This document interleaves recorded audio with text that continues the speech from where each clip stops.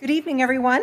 It is now 6:40, and I call the regular meeting of the Victoria City Council to order. Please stand and recite the Pledge of Allegiance with us. I pledge allegiance to the flag of the United States of America and to the republic for which it stands, one nation, under God, indivisible, with liberty and justice for all.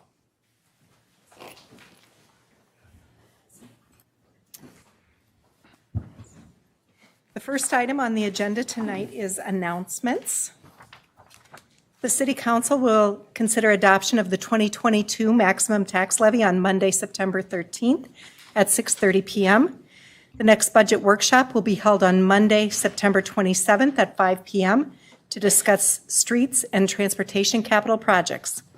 The council will also be taking a 2022 capital projects tour by bus around the city on Monday, September 20th at 5 p.m. We ask any member of the public wishing to attend to contact our city clerk and let her know by September 15th so that we get the right size bus. We do have some limited availability for that. In addition to budget discussions, the council will hold a workshop on Monday, September 13th at 5 p.m. to discuss our zoning PUD ordinance, and we will hear from representatives from District 112 who will be sharing information about the fall referendum. All meetings of the City Council are open to the public and are held in council chambers at City Hall unless otherwise noted. We encourage anyone wanting to attend our council meetings or workshops in person to contact our city clerk in advance so that we can ensure proper physical distancing. In other announcements, our weekly farmers market in partnership with the Southwest Metro Chamber of Commerce and Enki Brewing will continue through the end of September. Come on out to the Enki Brewing parking lot on Thursdays from 3 to 6 p.m. and support our local farmers and artisans. We will move on to the next item that is our open forum. Open forum is the opportunity for anyone to address the council on an item that is not on the agenda and not in application form that will be coming to a council at a future date. We have two registered speakers this evening, Ms. Linder and Ms. Sherry Schultz. Ms. Linder, if you would please step to the podium and state your name and address for the record. Thank you, Mary McMillan. My name is Linder, and I live at 8545 Kelzer Pond Drive in Victoria. Thank you for this opportunity this evening. I have the next few minutes to talk to you about a topic that is quite personal to me, and that is the topic of ovarian cancer. It is a cancer that many people, including women, know very little about. If you remember nothing else about what I'm going to say tonight, remember this. There is no early detection test for ovarian cancer. Colon cancer has a colonoscopy, breast cancer has mammography. There is no such test for ovarian cancer. The signs and symptoms of ovarian cancer are there, but they are vague and they are subtle, and they include the following: a sensation of feeling full quickly when you're having a meal, abdominal bloating or distension, abdominal discomfort. I forgot the last one. Sorry. A change in bowel or bladder habits. As you can tell, they're very vague, and it's very easy for a woman to dismiss them. As a result of that, the vast majority of ovarian cancers are diagnosed at an advanced stage, meaning stage 3 or stage 4, when treatment options are minimal and the outlook or the prognosis is grim. In our state, this year, we can expect that 350 women will have this diagnosis, and 200 and approximately 10 women will die of the disease. Those numbers may not grab you, but consider this. The vast majority of those 350 women with that diagnosis will not live another 5 years from the day they were diagnosed. Ovarian cancer is tricky to diagnose, and it's tricky to treat. I'm working with a national group advocating for increased research dollars, meeting with our elected representatives in Washington, D.C., to request additional federal funding to combat this disease.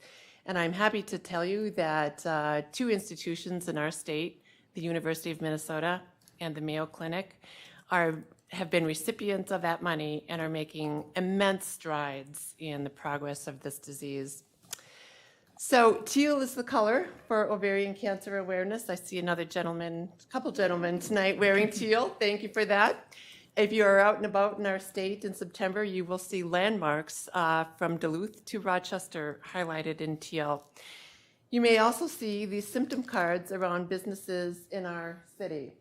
They contain the 4 signs and symptoms that I mentioned, a very reputable website that you can go to for sound information, and all the resources you might want to get further information on this. So we can do better than this, and we have to do better than this. And I mentioned a few minutes ago that this was personal to me, and that is because I am currently being treated for the illness, and I'm delighted to tell you that I am also a 17-year survivor of the illness. So thank you very much for your attention. Thank you so much, Ms. Linder, and congratulations. Ms. Schultz, please step to the podium, state your name and address for the record. Sherry Schultz, Woods Drive. Go ahead. Good. Mayor, council members, city attorney, and city manager Hardy. The KVKS Policy Committee would like to extend a sincere thank you to all of you and to many of those who participated in working in what's forthcoming this evening on the amended ordinance proposal that we know is on our agenda tonight. While the last 60 days hasn't been easy on so many fronts for our community, I felt really compelled by the progress that we've made in Victoria, not only around the ordinance and all that we've been through in our community, but the ability to keep our children safe, and quite frankly, the connections that we've made with each other. I think I talked to Dana and all of you as much as anybody these days, so I appreciate that. Both have been really invaluable. But I wanted to update you on 2 additional items as we think about the outreach in our own community and the support of all the work that we've been doing here. One is to thank you very much for the appointment to the Predatory Offender Statutory Task Force, which convenes with its first meeting on Monday, August 30th. So I wanted you to know that, and I will, as the mayor has asked me, keep everyone informed with periodic updates as to the progress the task force makes. And the topics that I sent into the DOC already, because they did ask for me to provide them with a framework of things that we have unearthed. So my counterparts on the policy committee, Laura Maurer, who's here today, and Brandon Chimke, who is not, have isolated about 10 specific issues that we have given to the DOC, and I just wanted to give you a quick overview of them so that you know what we are working on, as I suggested that I would. The first is preempted state versus city ordinances. We, like many cities, have or are adopting city ordinances and do believe that it's a launching pad post notification for a partnership between what the state suggests and what the cities suggest. So we'd like to ensure that there are some legislative guardrails on how that process works, and again, that the preemption of those city ordinances is a final consideration, not a first. Ankle monitoring and the whole GPS component associated with continuous management through an ISR placement. Launching a much-needed comprehensive research study. The current data that we have in our state on recidivism is from 2003, so it's a bit outdated. And so the ability for us to act judiciously with data isn't easy. And so that is a component that I think many who are being involved in this are realizing. Jail versus prison. And I think an overwhelming number of cases that we're seeing in our own state and across the country are cases that predatory offenders are plea bargaining charges down at a local level and are serving jail time, not prison time, and avoiding leveling initially. And so how is that possible, right? How does that happen? So determining those guardrails that happen before someone is put into prison are an issue. And so we've all agreed in some of the precursory conversations that that is unclear, and so we're talking through that. And then determinant sentencing, so the 2/3, 1/3 model, which we're all familiar with here. And so if determinant sentencing model prevails, what are the resources that our state needs to truly support that leveling? During incarceration, what is the rehabilitation that's needed? Before release, placement resources and ordinances, and post-release, dedicated rehabilitation resources, and what are the protocols for following them so that recidivism continues to be the priority. The other 5 are secondary issues that I know that the commissioner was eager to discuss as well, which are school system support, training and education, spotting abuse early, background and placement checks, enhancements, teachers and other personnel that interact with children regularly in a lot of different forums, victim support. So many of you have heard me suggest that once offended, often offends. Pre-offender support, both programmatic discussions aimed at focusing on ensuring victims don't reoffend. And so that is a very, very intense body of work, but I think the commissioner was very open to that being on the list of things that we talked about. And then finally, placement support. So once the offender is released, we are starting to see in other states realtor guidelines, HUD statements, things that help privacy and constitutional rights be maintained, but also provide offenders the support that they need to live and rehabilitate more effectively. So the notion of it's not about red zoning, it's about effective placement. And so where should that be? And so these are all the things that I think my hope is that those that are listening, and victims included, would also want us to act upon. And so I'm honored and pleased to bring those through to the task force that I'm on. So I wanted you to know what I had presented and what I talked about initially in my first discussion with the commissioner yesterday. So second, and I wanted to propose this, and I have sent some thoughts both to Sheriff Cameron and to Dana Hardy. The back to school time frame is rapidly approaching. I can't believe the summer is almost gone. And we would like to request that a meeting occur, or even a written update between Victoria Elementary School and the parents of Wasserman Lake or Woods Drive to review any enhancement to the school's practices surrounding the onset of the school year.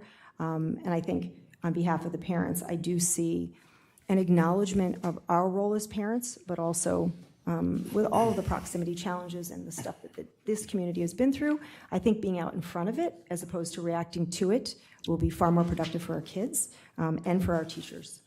So we are working with the sheriff and have suggested an understanding with our community on continued school security, both perimeters, boundaries, and visitor sign-in. What does that look like? Bus stop placement, we do have some that are in question in our area, and while I understand that is not Sheriff Cameron's, we would just want to understand the placement close to where our level 3 exists. Where is that bus stop going to be? Teacher and guidance counselor awareness, parents and teachers talking to children, warning signs if our kids are struggling, and just being a little more sensitive. And then student awareness, and I have partnered with Zach Husted and Sheriff Cameron's office is working on a Not Me training and some things that they are thinking about, and we'd like to join forces with the elementary school, a neighborhood, and our community members to support that curriculum or something like that. So I wanted to raise that. I also wanted you to know that the KBKS team will be distributing backpack buttons to our neighborhood kids that say Keep Victoria Kids Safe, so it's an awareness for them, and they remember some of the things that we've taught them about being aware of strangers and what are the do's and don'ts associated with to and from school, and all the things that we're going to be training. And then ultimately Halloween planning. I think everybody's anxious to approach fall with all of the enthusiasm that we've had in the past, but understanding that trick-or-treating in our neighborhood and the best practices for safe trick-or-treating are going to be important in our neighborhood. So I wanted to raise it before it was raised to all of you and to the schools, that we should perhaps be out in front of that. So again, thank you so much for the opportunity to add value to the community with the task force and prepare for back to school. So thank you. Ms. Schultz, we can't say thank you enough. We are so grateful that you are going to be representing us on that task force, and we appreciate the thoughtful, realistic approach you're taking to that. So thank you so much for that. Ms. Maurer, you too have dedicated a lot of time and effort to this cause on behalf of all of our residents as well. So thank you to both of you. Yes, absolutely. Our next order of business is to adopt the final agenda. Oh, 1 second, before I move on, is there anybody else who would like to speak in open forum? I don't have anybody else listed, but now's your chance. All right, terrific. On that note, then, our next order of business is to adopt the final agenda. Council, is there a motion? Motion to adopt a final agenda. And a second, please. Second. All in favor? Aye. Any opposed? Motion carries. The next item on the agenda is our consent agenda. Items on the consent agenda are routine, administrative, and do not require deliberation or are housekeeping items. That being said, Consent agenda and agenda items are approved with one vote unless someone would like to remove an item to be considered separately. Ms. Hardy, does staff have anything that they'd wish to pull from the consent agenda? None from staff, Madam Mayor. Any members of the council wishing to remove something from the consent agenda? Seeing none, is there anyone in the audience that would like to remove something from the consent agenda?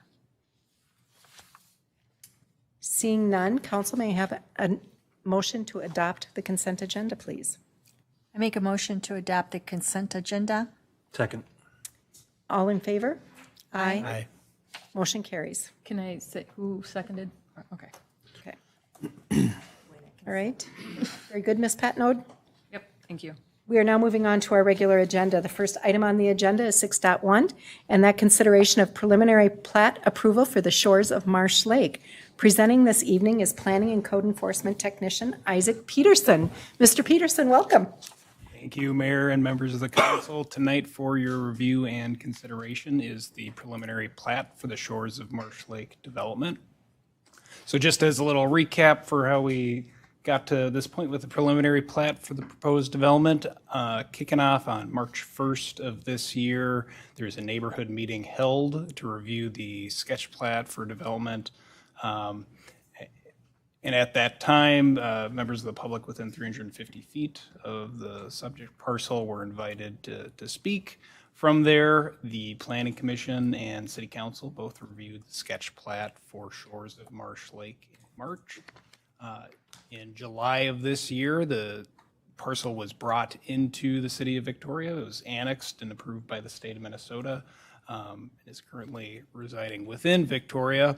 And then now, last Tuesday, August 17th, the Planning Commission reviewed the preliminary plat for the development and unanimously approved the proposal with a public hearing as well.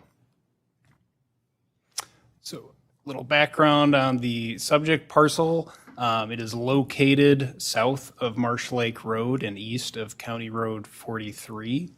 The proposed development contains 42 single-family lots. It is 39 acres, which contains approximately 14.2 developable acres.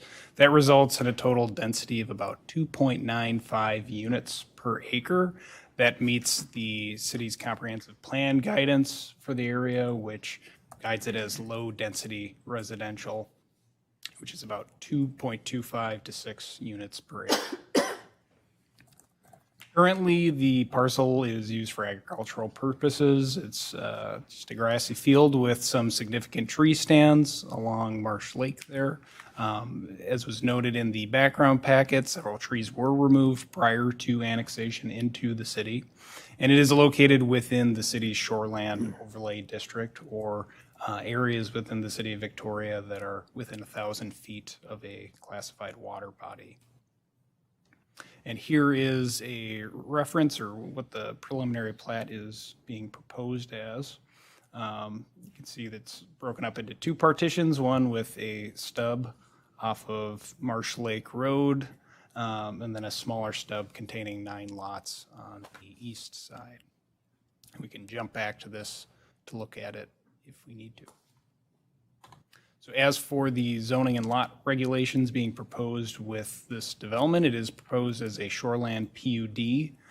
The lot types are proposed as single-family lots with a minimum lot area of 10,000 square feet, minimum lot width of 65 feet, and minimum lot depth of 160 feet. The side yard setbacks are 7.5 feet on each side, the front yard setback of 25 feet, and a rear yard setback of 30 feet, or in the case of lots adjacent to Marsh Lake, 50 feet, resulting in a 150-foot setback from Marsh Lake. And then a maximum impervious surface area of 5,000 square feet per lot. On corner lots, a 25-foot street side setback is proposed, and there is a proposed 100-foot riparian buffer that is shown as to be dedicated to the city along Marsh Lake, along the perimeter of the property and as it borders with Marsh Lake. The total impervious surface for the development itself site-wide would be 18.8%. As you may recall, at the time of sketch plat, there is a controlled access lot shown with the development that is no longer proposed.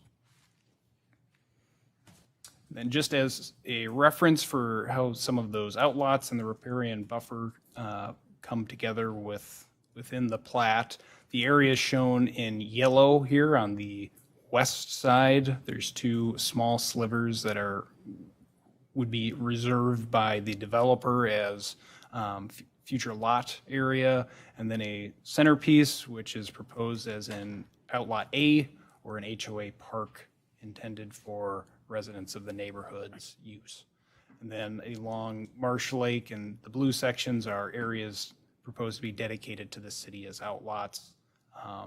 To the north, future right-of-way for Marsh Lake in the event of its expansion, and then on the south side, the riparian buffer outlot. So as I mentioned, the development is proposed as a residential shoreland PUD. City staff has, in our review of the proposed development and our residential PUD standards, believe that it does meet the city's standards for a shoreland PUD, in that it does provide adequate density by tier from Marsh Lake. There are fewer lots proposed than allowed for the calculation of density.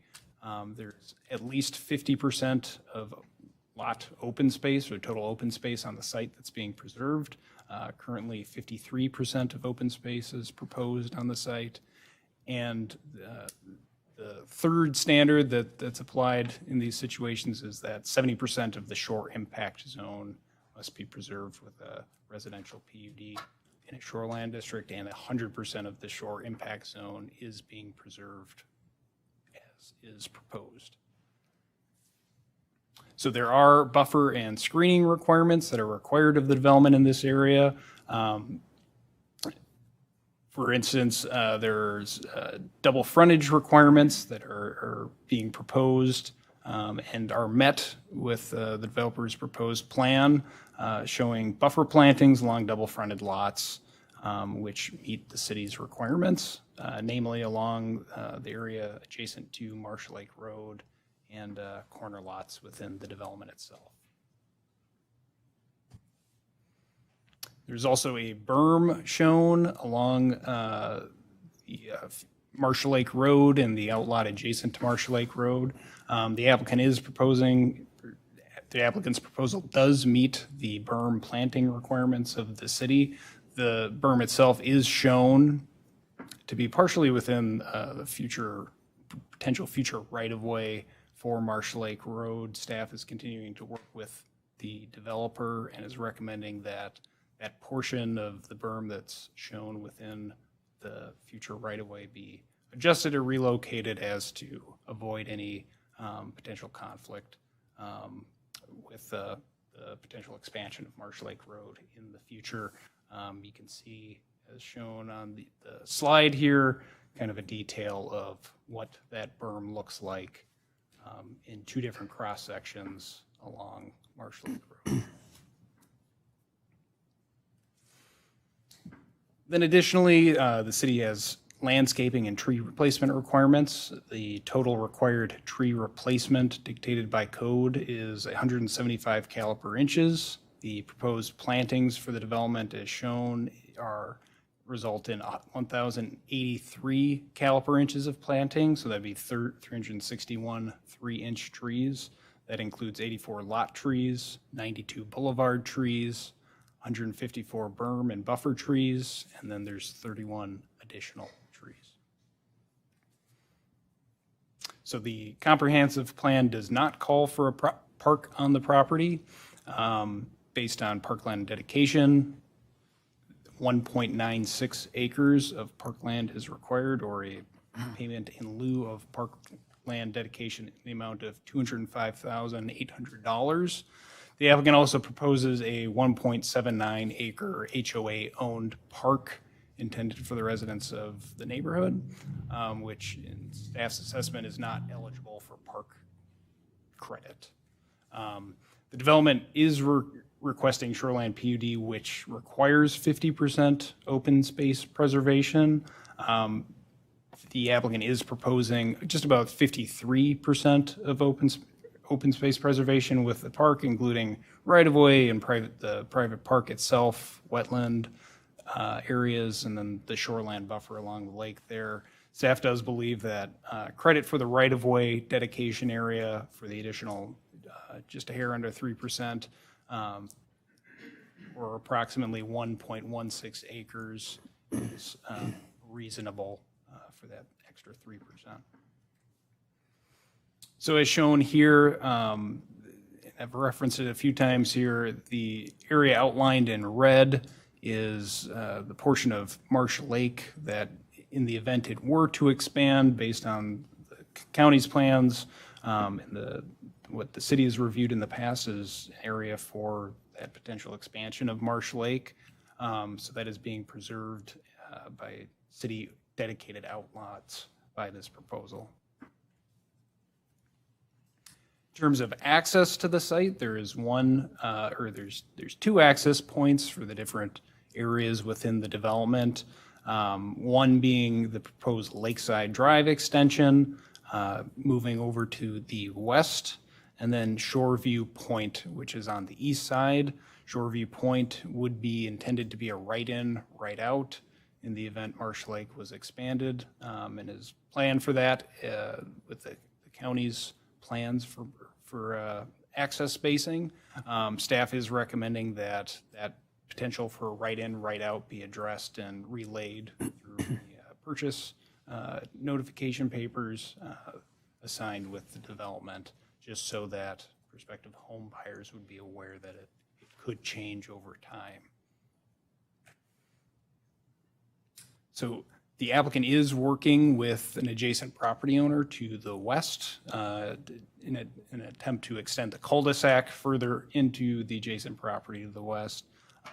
If that does take place, the fire chief is requesting, would like to request an emergency access to County Road 43, just for the use of the fire department.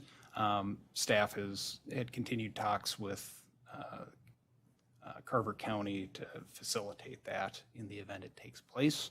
All streets shown within the development do meet the city standards with 60 feet of right-of-way. In terms of trails and sidewalks within the development, the areas denoted in purple on the screen there are 6-foot concrete sidewalks around the local side streets. As you'll recall, one of the comments of the City Council was to extend one of those sidewalks further to the west, all the way over the end, which has been shown by the applicant, along with an 8-foot bituminous trail in between both blocks of the proposed development.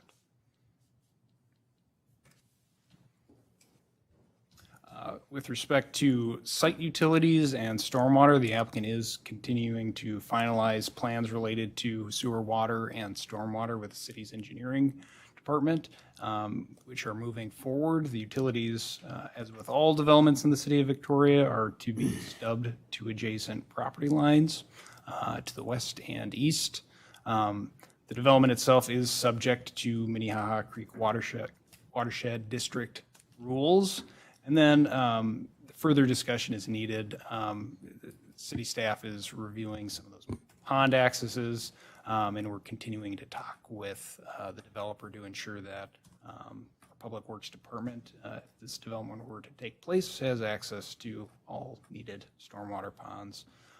Carver County is requesting further exploration, and it was included with the packet for stormwater ponding for the future Marsh Lake Road expansion. City staff does believe in reviewing the site that there's adequate space on the north side of Marsh Lake Road to accommodate any needed stormwater ponding, and we'll continue to work with Carver County on that front.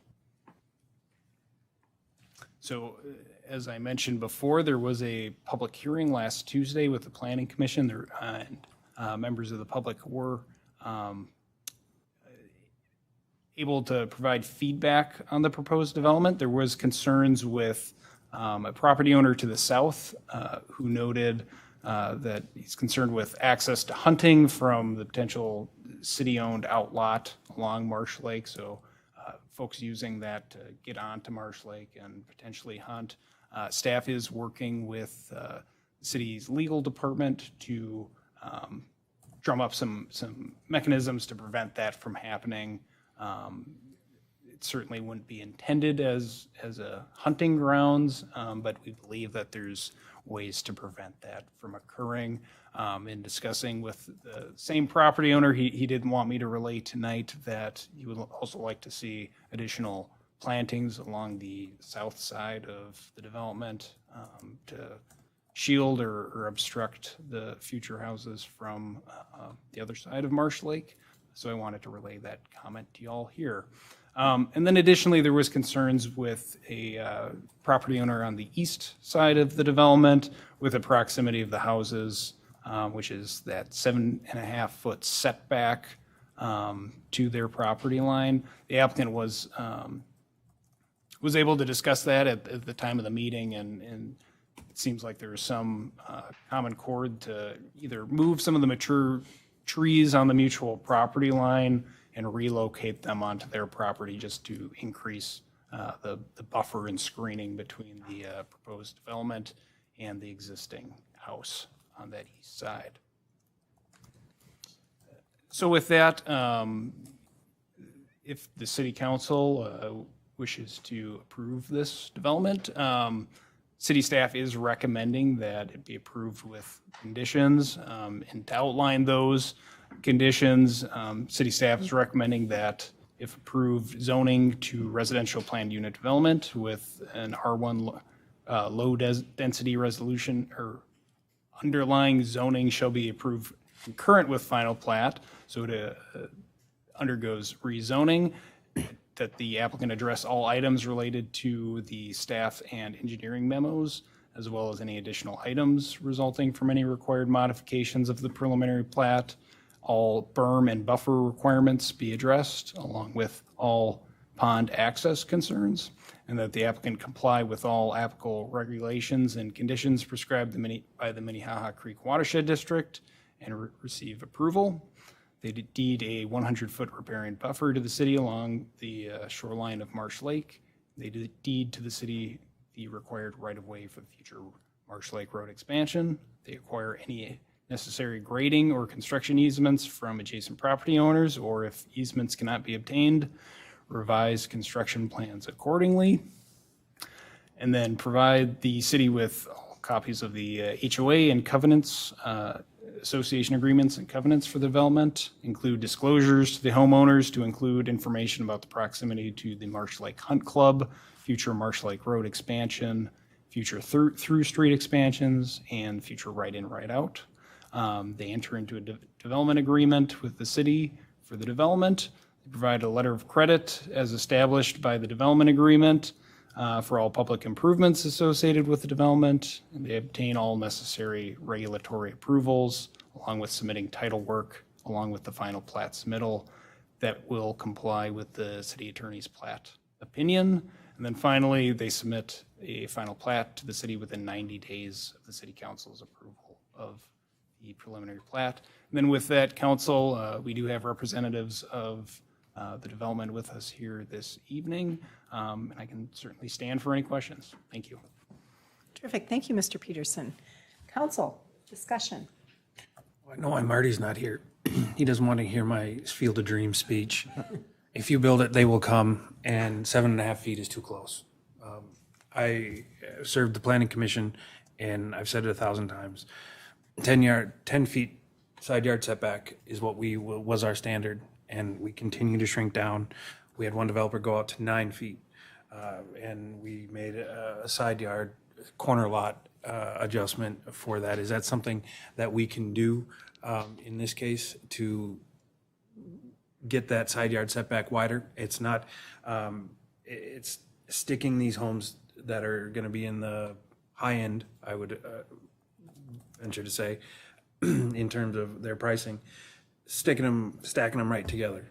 And that's not something that is a good look, and it's something that we've tried to avoid in our past. And I want to continue to try to avoid it in our future. So And it's not just the neighbor, it's a councilman that does not like the shrinking of our side yard setbacks, because the farther we go, the more we get to that 5 feet. And we have one development in Victoria with 5-foot side yard setbacks, and it is not something that I particularly want to continue doing. So that's just my opinion. I do want to say I applaud the developer for extending the sidewalk going west for future development and connection and making sure our community stays connected. So I really appreciate that. And my last thought is no tot lot. In my experience, they get turned, the homeowners association, after they take it away, want to send it back to the city for us to take care of it. We don't have money for a tot lot park to assume any more of those. We're already saying no, from what I understand. So please rethink the tot lot if you can. Did they say it was a tot lot? No, it says playground that's owned by the homeowner association. Come on up to the, welcome. I'm gonna ask you to step to the microphone. Thank you. Charles Cudd Company. I'm sorry, what was your last name, sir? Sonic, S-O-N-I-C-K. Thank you, John. 5417 Sanibel Drive. It's actually an association area where our neighborhood gets together. It's not there's a playground there for the kids to play also, but it's actually going to have a beautiful gazebo in it, and it's where their flower gardens are, because there's not a lot of room in front of their houses to plant their potatoes. So it's where the gardening committee gets together, and they gather. And in our neighborhoods, the neighbors gather, and this is the place they're going to do that. So it's not a tot lot. There's places for children to play. There's a swing set, but there's also a 20-foot gazebo on there for grown-ups to sit and get together and have book club and gardening club and the rest of that stuff. So. Thank you. Thank you, Mr. Sonic. Council, other questions, comments? The only thing that I was wondering about is, do we need a crosswalk on Marsh Lake Road? Because it's exiting out this way, and that's how, if there are children on that side, they're going to cross and go into that neighborhood to go to reach the trails. Because we don't have any trails on 43, right? We don't have any trails on Marsh Lake Road either. Right, but they could cut across and go into the trails into the neighborhood and get to Wasserman. Okay. That type of thing. That's just a city thing, I think. We can do that, right? Councilmember Black, Mayor, members of the council, I think I'll pump that to Kara Yeah. here. And The city engineer would approach the.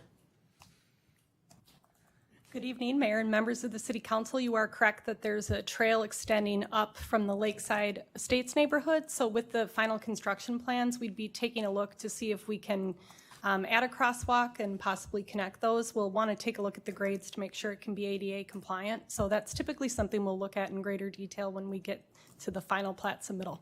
Oh, okay, good. Thank you, Kara. All right. All right, Council, other questions? I just have Councilmember Roberts. a small one, I guess. So Outlot A, where this park, right, is supposed to be at, how large is, I guess, Outlot A? And I guess, I think we're saying, I thought I saw in the materials, is the park area only like 1.9 or something like, so what is the overall of Lot A? And then am I right on the 1.9 for the park area?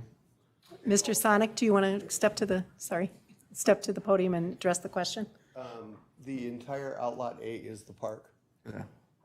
So that way, if they're playing bocce ball or, any one of the ball sports or throwing something around, even grown-ups do that type of stuff, that there's open grassland to do it in also.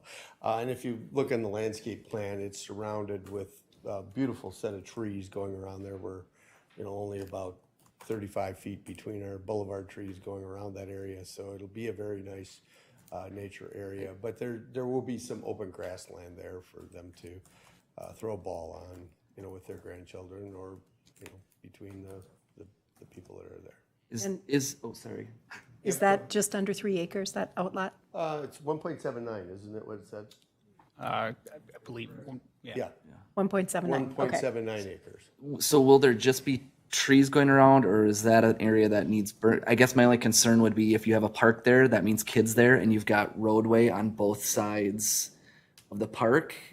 It's just from a being, you know what I mean? Like balls fly, you know, kids just take off. Now you got to worry about both ways instead of just worrying on one side. I guess I'm just curious. I mean, it looks like you got a lot of trees there.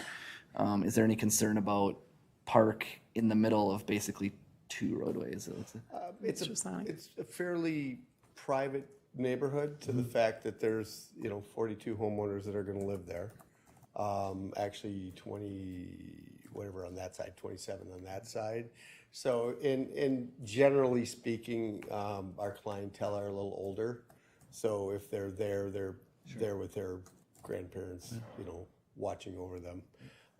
So at this point, I don't, there's no flow through traffic at all, right? So if people are in there, they're already going slow because they're only just going to their house. Well, So.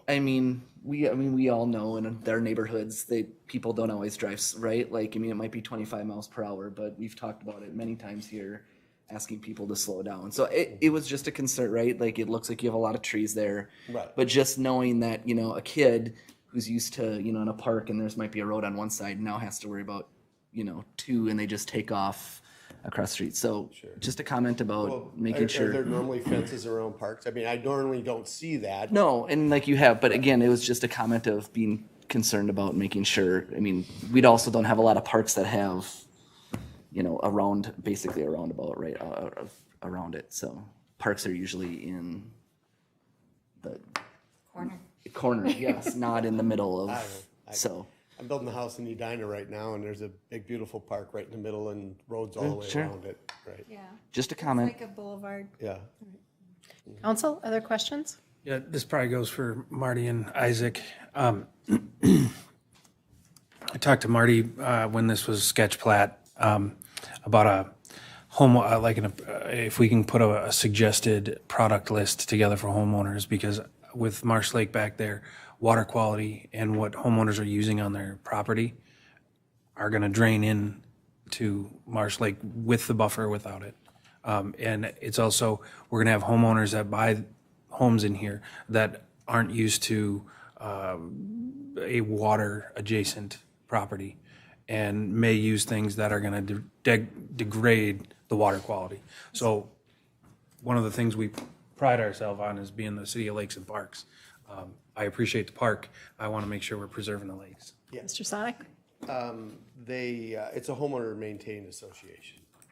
So even though they're single-family homes, the association mows the grass, the association does the fertilizer, all registered people doing that stuff. So all of the right type of fertilizer, the homeowners aren't doing it themselves.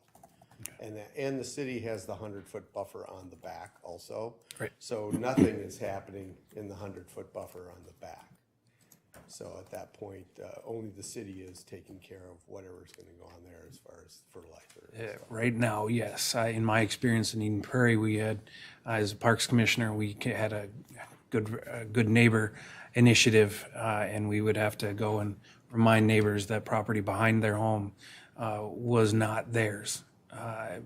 Building gazebos and putting hot tubs on what they considered to be their land, but wasn't. That happens all the time, and I understand as a builder, you can't control that. But in my as an association manager, I can. Okay. I don't let them put things where they're not Love supposed that. to be. So I'll make sure until I'm gone that they won't be putting anything beyond there. I do appreciate that. Thank you. And we could put markers up, right? It will have markers. Yeah. Yep.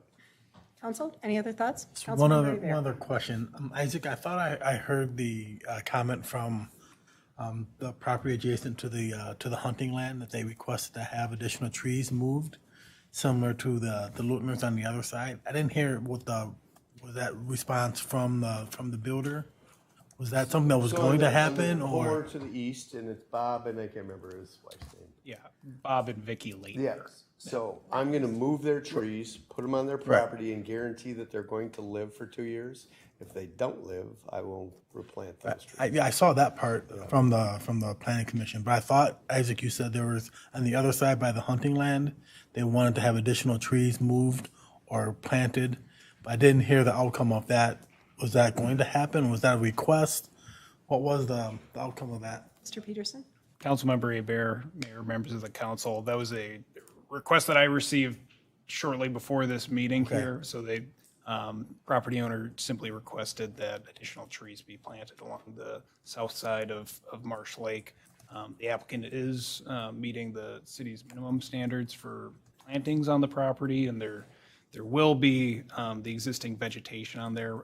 That being said, city staff can work with the applicant to see if any trees need to be shifted, if they can be placed in that general area along the south side of houses in Marsh Lake, or the north side of Marsh Lake, rather. But it's the prerogative of the council on if you want to see that be pursued. Council? Do you have thoughts on that? Well, right now, we have literally planted the property to the maximum amount of trees we can put together on the property. In other words, we've put 11 in every 40 by 50 foot area in the backyard on the buffer on Marsh Lake Road. We've got 11 trees. On the boulevards, we've filled the boulevards to within 35 feet. And so we can't put them any closer together or else it's bad for the trees, let alone we have to get around the driveways. And then as far as the back areas, you know, part of why we bought the beautiful marsh land was to look at the marsh and not fill it. The gentleman that called in is the farmer to the south, and all of his buildings are almost fully exposed, his barns and the rest of it. I'm not exactly sure why we should plant more trees to cover up our houses when he's not planning to cover his. But again, we have a tree going in the back of every house because that's part of the requirement.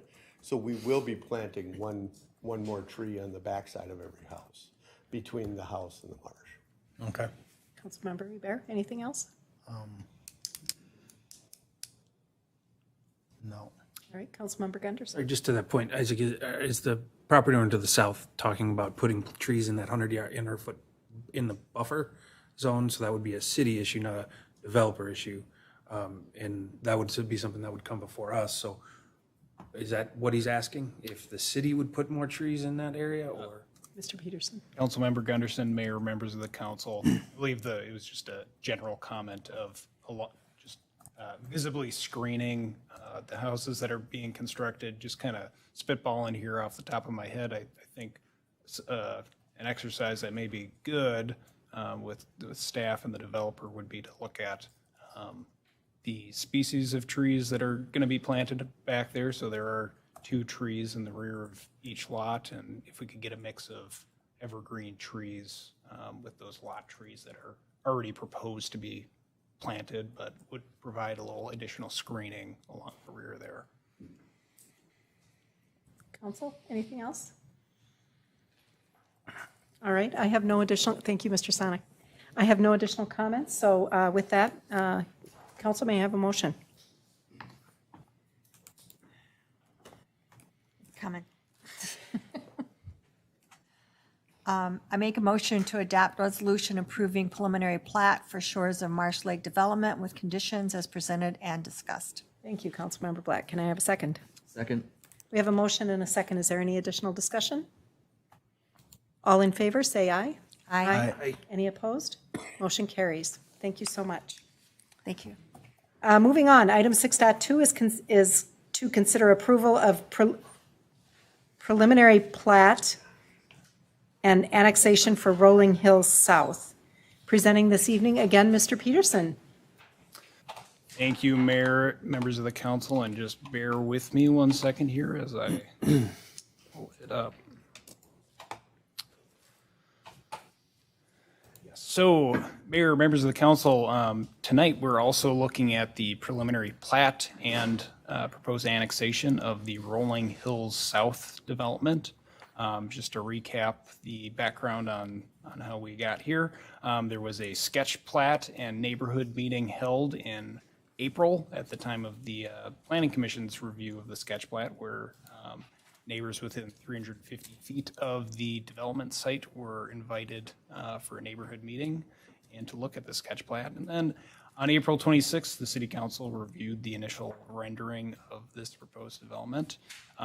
Last Tuesday, August 17th, 2021, not 2020, the Planning Commission recommended approval of the preliminary plat for this development unanimously, with a public hearing to boot.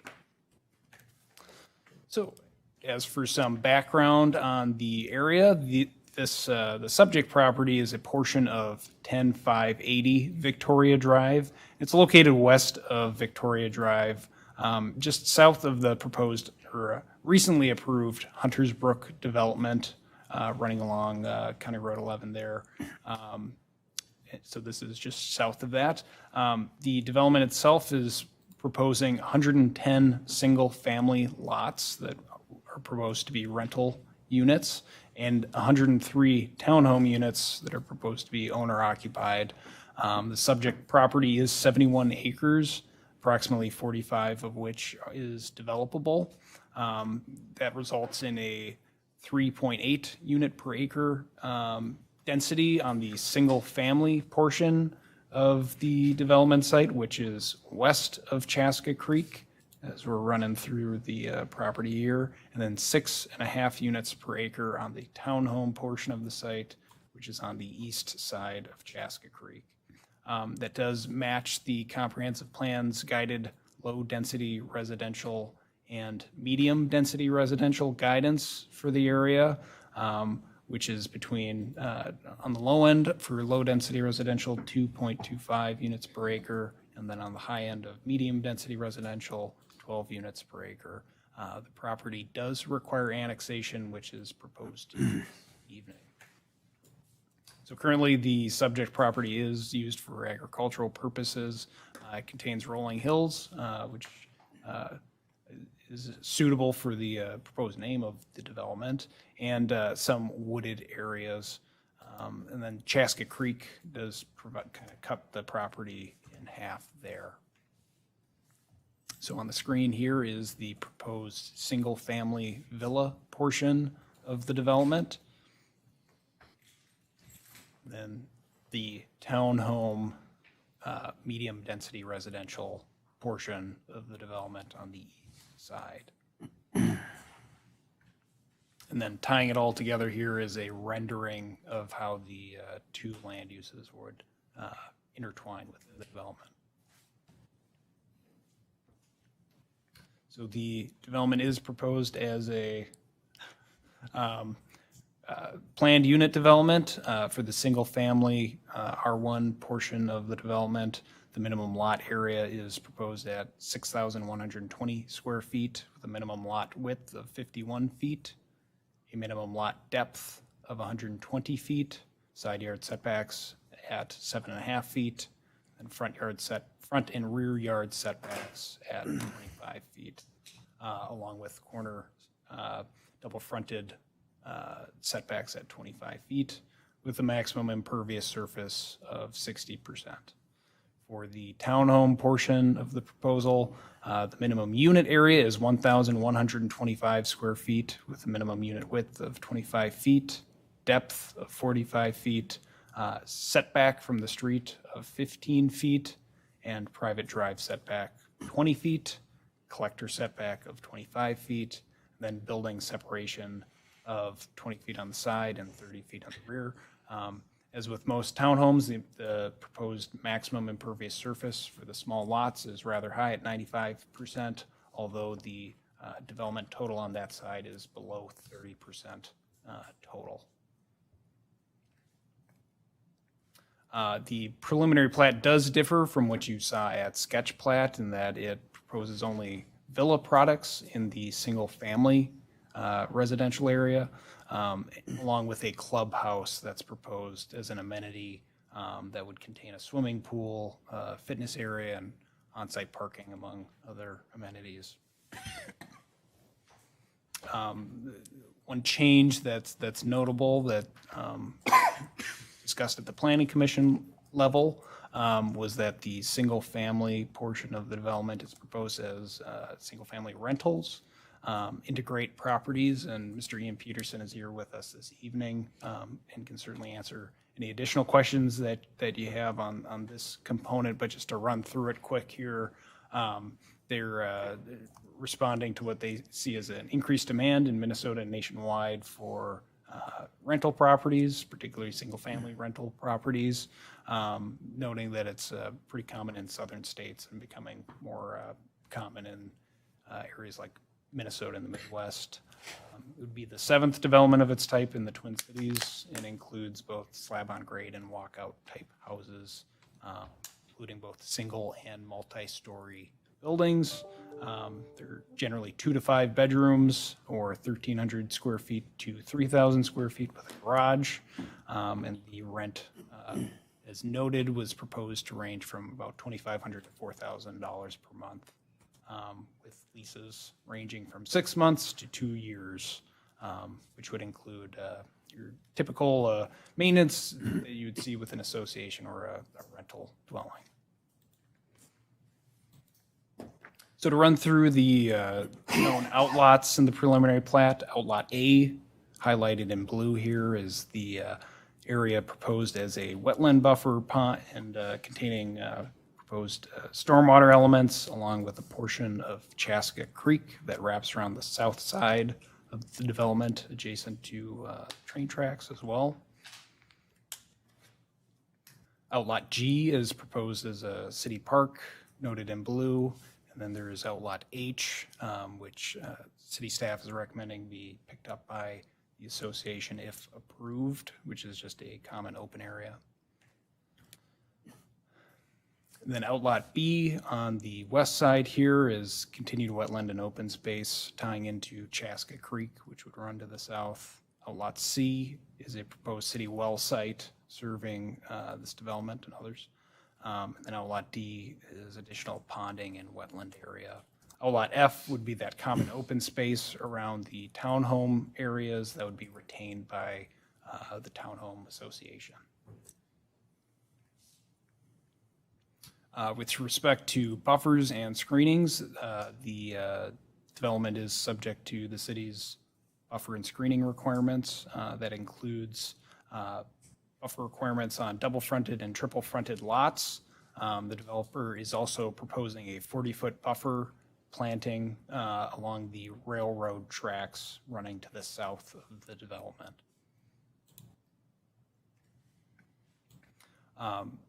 As it was discussed in length at both the Planning Commission and City Council meetings, the applicant is proposing to construct a berm along the railroad tracks. It's shown in the detail here on your screen. So showing a 2-minute trail leading up to a berm and then down to the railroad tracks with trees at the crest of the berm for increased screening and separation between the houses in that area and the railroad itself. At the time of sketch plat, there was a recommendation to pursue a fence along the railroad tracks. The applicant has indicated that they're willing to look at that. They've requested more direction from the Planning Commission and City Council on whether that's something that the city still wants to pursue. At the time of the Planning Commission's meeting last week, there was no strong consensus. I believe the underlying feeling was that the berm was good, but we'd still like to receive some feedback on whether a fence is warranted along the railroad tracks there.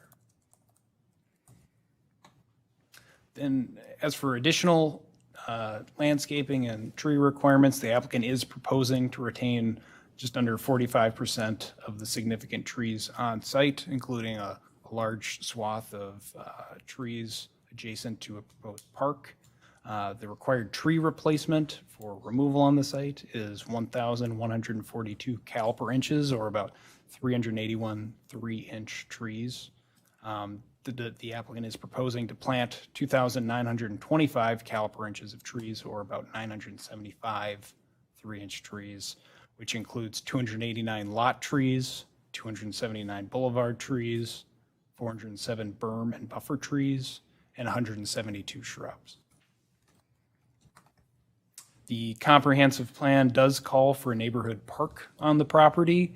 Approximately 5.68 acres is required. The applicant is proposing a 3.81 acre park for usable parkland dedication in conjunction with just over 2 acres of a 30-foot trail corridor, leading for a total of 5.86 acres of park land dedication on the site. As you'll note when you look at the plat, the park location was relocated from where it was previously shown as a tot lot into the center of the park, or of the development site, just south of the proposed collector extension, so away from the train tracks.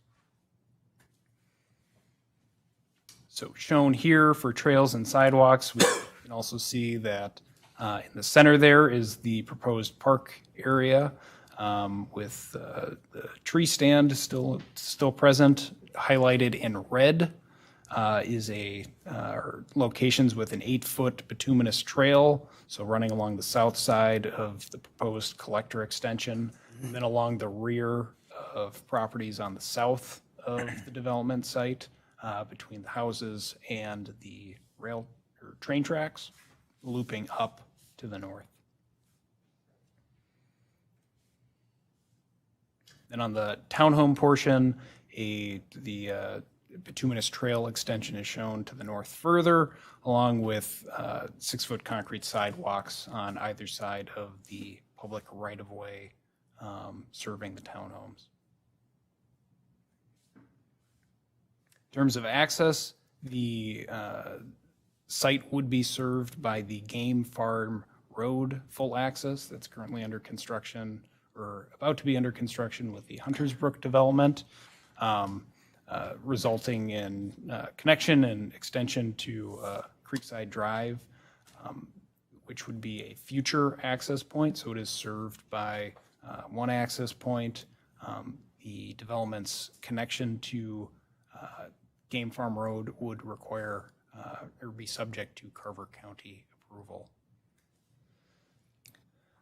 Topic of discussion with this development has been the single access point, which was flagged by the city's fire department. The fire chief and engineering department here with the city has worked pretty extensively with the applicant to reduce or mitigate that concern.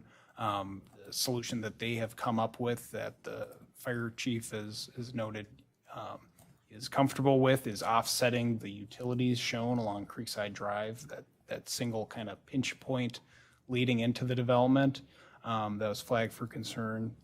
In effect, reducing those scenarios of where if there was a utility failure or a water main break or something of that end, you wouldn't be obstructing the road or require closure of the road. So mitigating that concern. The public streets in the development are all proposed to meet the city standards of local streets with 60 feet of right-of-way, and then the Creekside Lane collector road with 70 feet of right-of-way. As discussed at the time of sketch plat, where initially a 40-foot public street or right-of-way street was shown, the applicant has revised their plans to show a full 60-foot of right-of-way public road with small branches of private drives serving the greater townhome area that staff is comfortable with. In addition, there is a portion of right-of-way dedication required along Victoria Drive. The applicant is showing 16 feet of right-of-way to be dedicated to the county for their County Road 11 project coming up in 2022. In terms of site utilities and stormwater, the applicant is continuing to finalize their plans related to sewer, water, and stormwater with city's engineering department, and are moving forward with that. The utilities, as with all developments, are to be stubbed to adjacent property owners or property lines on the perimeter of the development. This area is subject to Carver County Watershed Management Organization, the CCWMO rules. And Chaska Creek is, as a result of it being classified as a DNR tributary, under the DNR's purview in part. They have been provided this plat and have not provided any comments of concern or anything of note at this time. So, Mayor, members of the council, as you discussed this evening, if you move forward to approving the development, staff would recommend the following conditions of approval, which include approval of the annexation by the requiring that the applicant receive approval of the annexation by the Minnesota Office of Administrative Hearings, zoning the area to planned unit development with R1 low density residential and R3 multifamily residential underlying zoning, adhering to all shoreland requirements related to Chaska Creek, addressing all items outlined within the most recent staff and engineering memos, as well as all other engineering items resulting from modifications of the plat, addressing all berm buffer requirements, especially as it relates to the adjacent railroad tracks, complying with all applicable regulations and conditions prescribed by the Carver County Watershed Management Organization, dedicating the required right-of-way for the future County Road 11 expansion, indeed the city all required stormwater ponding, wetland, and park outlots, acquire any necessary easement from adjacent property owners, or if easements cannot be obtained, revising construction plans accordingly, providing the city with all copies of the HOA covenants for the development, which would be subject to review and approval by the city attorney, including disclosures to the homeowners that include information about the proximity to the Marsh Lake Hunt Club, future street extensions, and any of the other standard disclosures, entering into a development agreement with the city for the development prior or concurrent with final plat approval, providing a letter of credit as established by the DA for all public improvements associated with the development, and obtaining all necessary regulatory approvals, and finally submitting title work along with the final plat submittal, complying with the city's attorney's plat opinion, and submitting the final plat to the city within 90 days of the city council's approval of the preliminary plat. So with that, Mayor, council members, I can stand for any questions. Then we also have representatives of the development here with us this evening that can answer any questions as well. Thank you, Mr. Peterson. Council, questions? I get to talk about Field of Dreams twice and then Councilmember These are Gunderson, villas. get it off your chest. side yard setback. That's all I'm gonna say. Is this, if memory serves, this park was tucked away and they've moved it since. Is this, because I think we also conceptualized because of the size of this particular park and what it could do, trying to get it to another property, if you can go back to the color or the boundary line, trying to get it to another parcel, the adjacent parcel, where we might be able to create a larger park with that, if develop that into a larger park. Was that not possible? I think we talked about that at Sketch. Mr. Peterson. Councilmember Gunderson, Mayor, members of the council, I believe that there was quite a bit of internal discussion with city staff and the developer on where the best fit for that park is. I believe that kind of tying it in, I have it on the screen here, Outlot F, the north side of that, was reviewed as a potential area. I think part of the hang up was that it's cut in half by Game Farm Road, which kind of restricts the movement between the two park pieces. The applicant came up with this park location, which is kind of like a central location on that south side that's served by that collector. City staff wasn't opposed to it by any means, and it does kind of provide that central amenity to the neighborhood, which is what you see before you this evening. So, Councilmember Gunderson. one last question regarding the park, and maybe Ann can answer it, but if we're going to put a baseball field and a soccer field there, is there potential for lighting based in this location? I know the associations, soccer, football, baseball, would like to have broader range of fields moving forward, especially as we grow. And we only have Lions Park that I think has fields, I think, if I'm right on that. Correct. Ms. Monkey. Mayor, Council. Welcome. So, and back to the original question, there was some topography challenges, and then the road coming into the site. We've got about a 5+ acres park to the north of this property. And then the Park and Rec Committee did recommend a change in location more central to the site because the original one was down by the railroad tracks. Generally in neighborhood parks, we do not light fields. We do have plans in the CIP to light additional fields out at D-Town Park.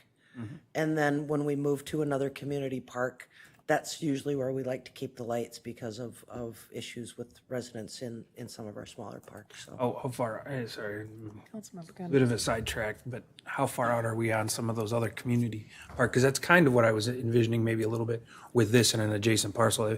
And totally understand if the topography and the road get in the way. So that's perfectly understandable. But how far are we out on some of those lighted parks? Because I know we've 37% growth in 10 years and not looking to slow at all. We're going to need that additional infrastructure to support. So we continue to monitor on an annual basis the number of fields that we use, the number of hours that those youth associations use. Yep. Obviously, soccer is now picking up as one of the areas where the youth are playing more, and you're seeing some of the playing ball fields like baseball, softball, that's taking a reduction. So I believe that the D-Town lights are out to about 2006 or 7 right now.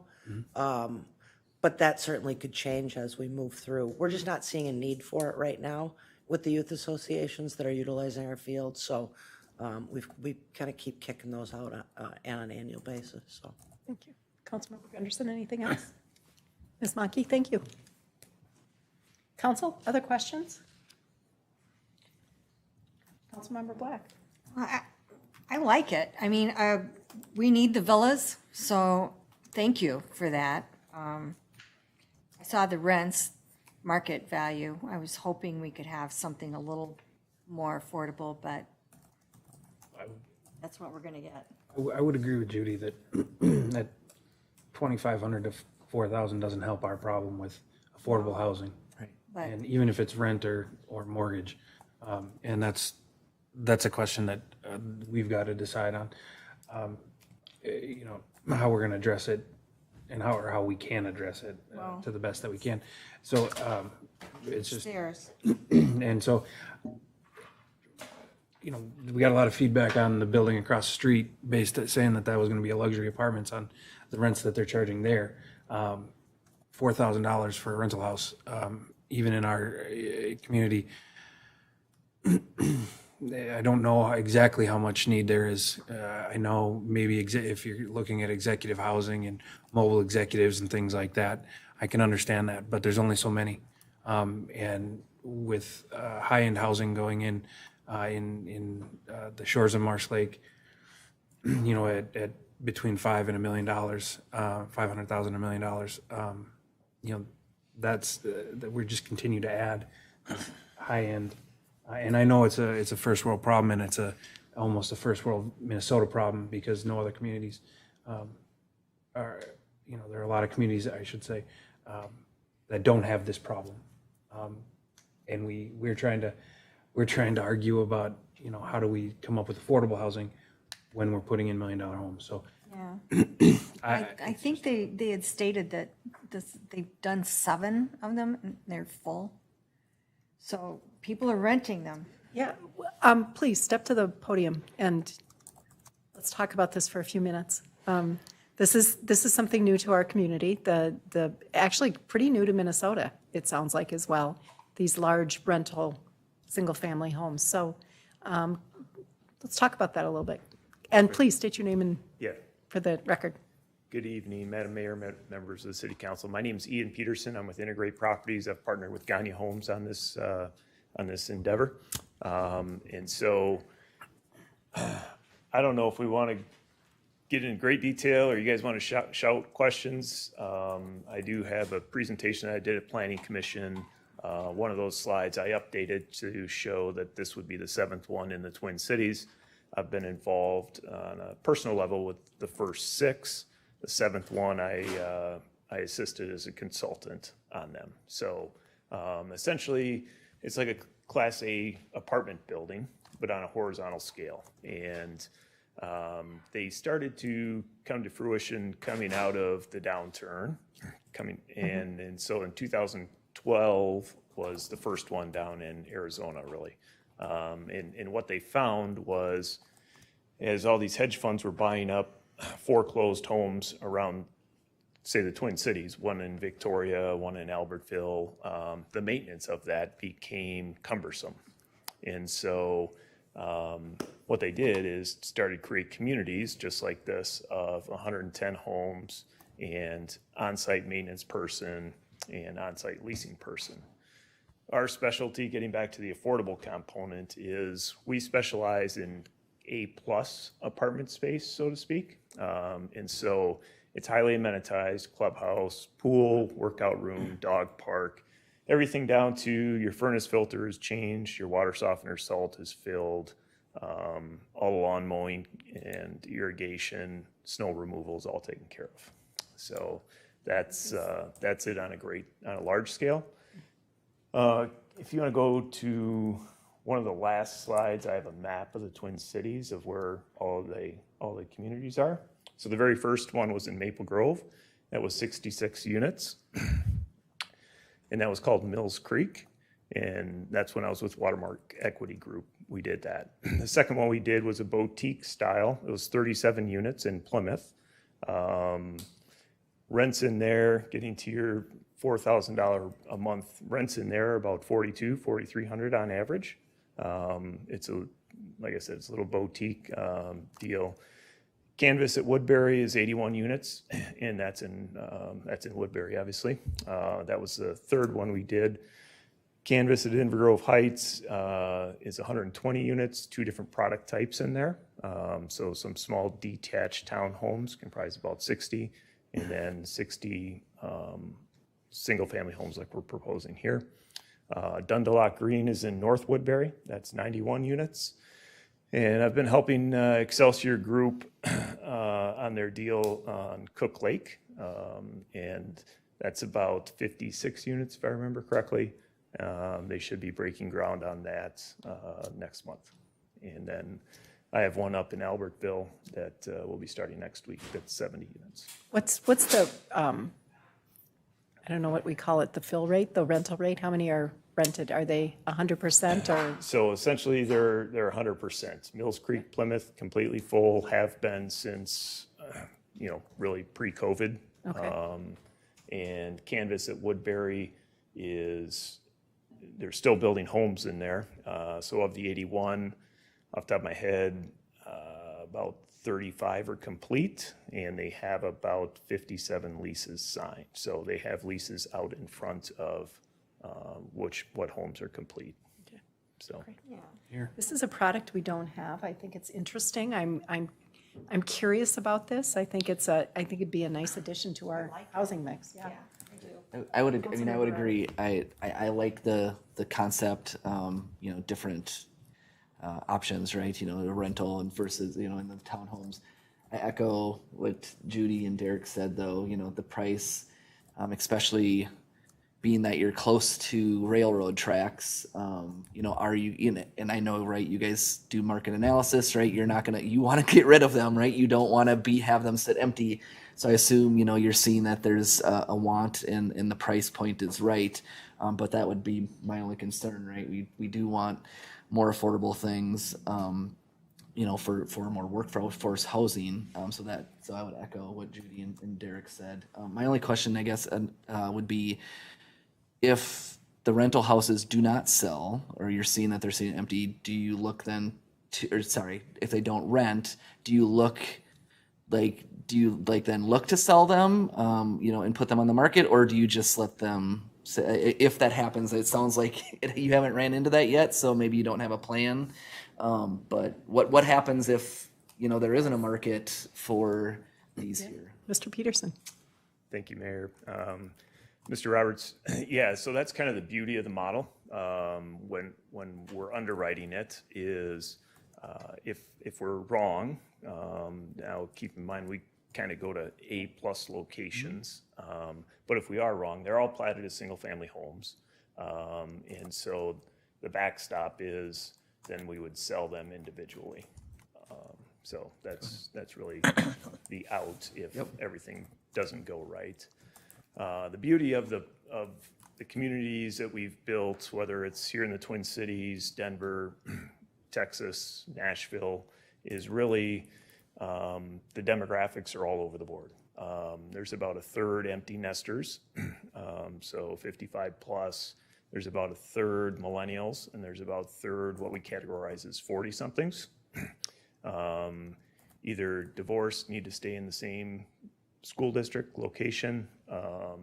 We have a lot of people who have owned and got tired of, as single people, owned a home, got tired of replacing the roof, got tired of just maintenance. We have professional athletes, we have professional coaches. Oftentimes we'll partner with businesses. So for instance, a Target, a Medtronic, and so those become corporate units then. So if you're on a relocation program, you go and live there. Or if you're on a short-term, 3-month program, instead of living at the extended stay, you get your own home. So, Mr. Gunderson. What's your average lease and what are the lease turnover rates? And then I've got a couple other observations based on some things we've been going through in the community based on corporate rentals and things like that, that have just kind of come up. But what are your average lease rates, or not rates, but lease length and average lease length, and what's the turnover rate on those? Mr. Peterson. Thank you, Madam Mayor. Mr. Gunderson.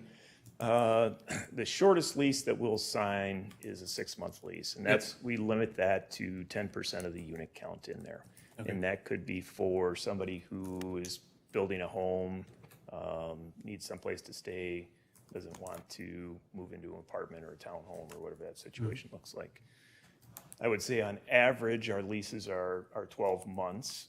The longest we'll go is 24 months. And probably if, less than 10% of them are the 6-month category. I would say 25 to 30 are the 24-month category, and the rest are 12 months. You able to speak to how often then after the 24 that particular leaser renews? We have about a 35% only turnover rate. And so most folks, and the way it's catered is, we would love to have you move in and you become friends with somebody, and then, you don't really want to leave. You've created this little community, so to speak. And so that's really what we cater to. And, that 35% is probably low on the industry stand. If you go to an apartment complex, turnover rates are typically in the 70% range. And so that's a pretty low number. Yeah. So we passed an ordinance amendment regarding predatory offenders and that have been released, and the corporate lease, not saying that the corporations don't check out or vet their employees, but if it's a blanket lease to a corporation that's moving people in and out, that to me signals an issue with how we maintain some of the things that we do in safety and stuff like that. Are we able to safeguard residents? I mean, and it's a low percentage, and but it's a question that came up when you mentioned the corporate leases. How are we vetting safety in terms of if someone is deemed a predatory offender that has been released and served their time and things like that, but would go against our ordinance? How does as a community and a council do we protect and maintain our ordinances with a blanket lease? Mr. Peterson. Thank you, Madam Mayor. I'd have to leave that up to my legal team, because I totally understand what you're saying, and that fantastic question. I'm not, I know within our leases that we do to individuals, there's a huge vetting process. I would have to have my legal team review what our corporate leases say, but I imagine somewhere in there, that piece of it is covered. But we can definitely look into that. I appreciate it, and I know that it's a low percentage question in terms of the people there, but it is, in terms of our community, something that's at the top of our mind, at least over the last couple months. So it's just something that I think needs to be at least asked at the beginning, and so that we kind of have a plan to understand that process. 100% agree with you, and yeah, appreciate the steps you Put took it in the tonight. lease. What? You put it in the lease. Yeah, I think that, yeah. Yeah. One thing that I know that Isaac had mentioned was the fence or a berm leading up to the railroad tracks, and was that still something that they were concerned about? And I would favor that the berm is adequate and does not require additional fencing. If anybody has any thoughts on that, certainly entertain those thoughts. But other than that, council, any other final thoughts or comments on this? Councilmember Bear. I don't have any questions on the berm. I'm okay with that, with the fence, but I don't know if you have any questions. Then I have a follow-on question. Yeah, go ahead. Just a curiosity on the two-car garage. I have one and I hate it every day. Just want to get your philosophy and your thought process. I'm sure there's a lot of market studies that go into that, but in this area, right, I think I might be the only neighborhood that has a two-car garage, and it drives me crazy. Oh, yeah, Councilmember, I'm sorry, Mr. Peterson. Yeah. Go ahead. Thank you. It's a great question. And what we've done on our latest product lineup, these garages are all 480 square feet, so there is extra room in there for storage. And now keep in mind, there's no lawnmowers, there's no snow blowers, there's no fertilizers, that type of thing. We did experiment in our Plymouth community with 3 stall garages. And really on the rental end, it came down to economics. So if you can build a 3rd stall garage on for $10, from a leasing perspective, you need to get $2 back out of it in addition to the underlying rent. And we haven't really seen that vet itself out yet. People wanting the 3rd stall garage over the 2-stall garage in a rental situation. Rental's a little bit different, I think. Yeah, and it goes against affordability as well. Yeah. It would cost more. I was just curious. Yeah, no, great question. Councilmember Bear, anything else? No. All right, council, any other questions? I just wanted to know, now that Rolling Hills is Hunter's Brook, are you going to stay Rolling Hills South? Are you going to change your name? That's above my pay grade. That's these guys back here. They're the naming guys. You So guys going to name it differently? threw me for a loop when we were talking about different name. I'm like, why are we Rolling Hills South? Anyway. Yeah, well, it was Rolling Hills and No, then I Rolling know. Hills South, and then all of a sudden they changed it. So I was Right. just wondering if you were going to follow suit. Yeah, he's nodding. Okay, All right, thank you. Any other questions? Council? thank you. Thank you. All right, thank you. All right, no other questions. We have 2 separate motions for this item. So the first one is about annexation, and the second one is approving the plat. So we will let Isaac take us to those slides, and council, I would entertain a motion. Make a motion to adopt resolution approving annexation. Second. We have a motion and a second. Is there any other discussion? All in favor, say aye. Aye. Aye. Any opposed? Motion carries. Second motion, please. Motion to adopt resolution approving preliminary plat for Rolling Hills South development with conditions as presented and discussed. Second. We have a motion and a second by Councilmember Black, or Councilmember Hebert Second. gets the second. Is there any other discussion other than who got the first and who got the second? Who's on first? All in favor? Aye. Aye. Any opposed? Motion carries. Moving on, item 6.3 is consider approval of the Wasserman Lake Preserve. Thank you, gentlemen. Wasserman Lake Preserve ADA Trail proposal. And presenting on that this evening is our Park and Recreation Director, Ann Monkey. Ms. Monkey, welcome back.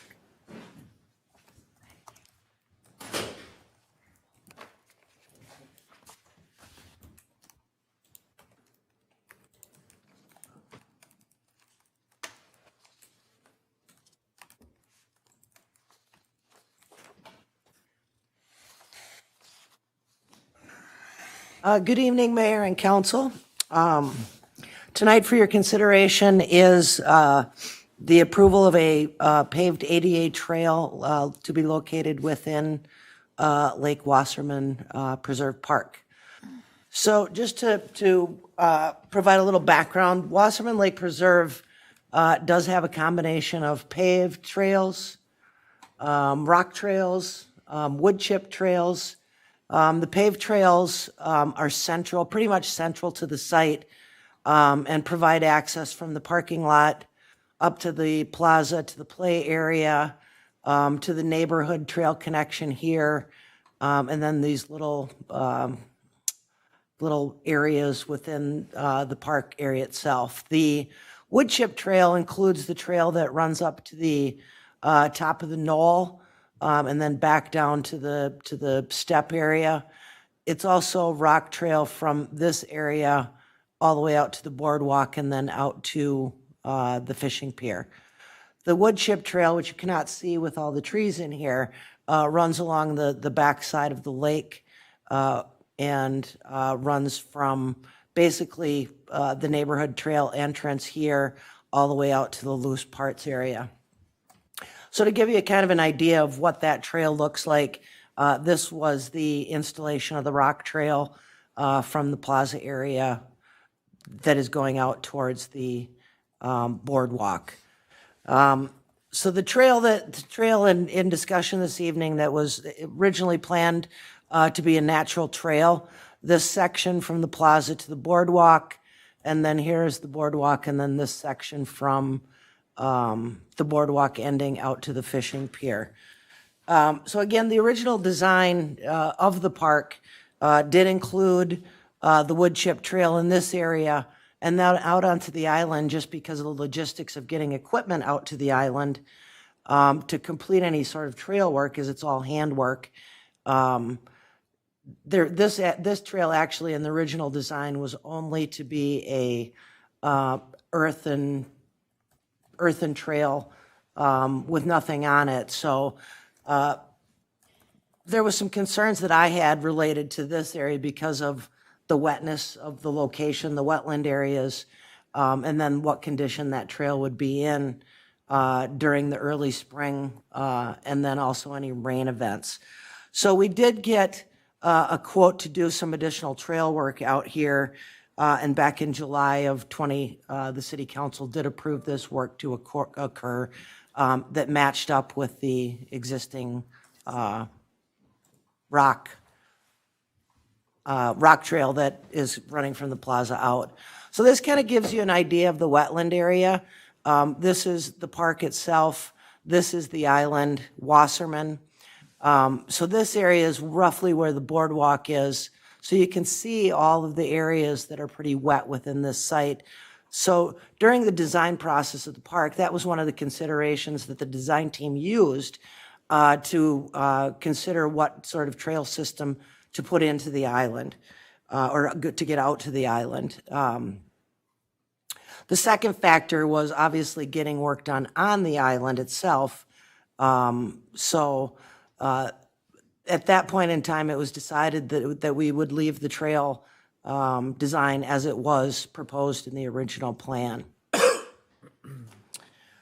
Just as a quick note, so ADA standards, there is some language that allows for ADA trails not to be constructed, and that based on site design or site terrain conditions of the trail area in question, and then also some prevailing construction.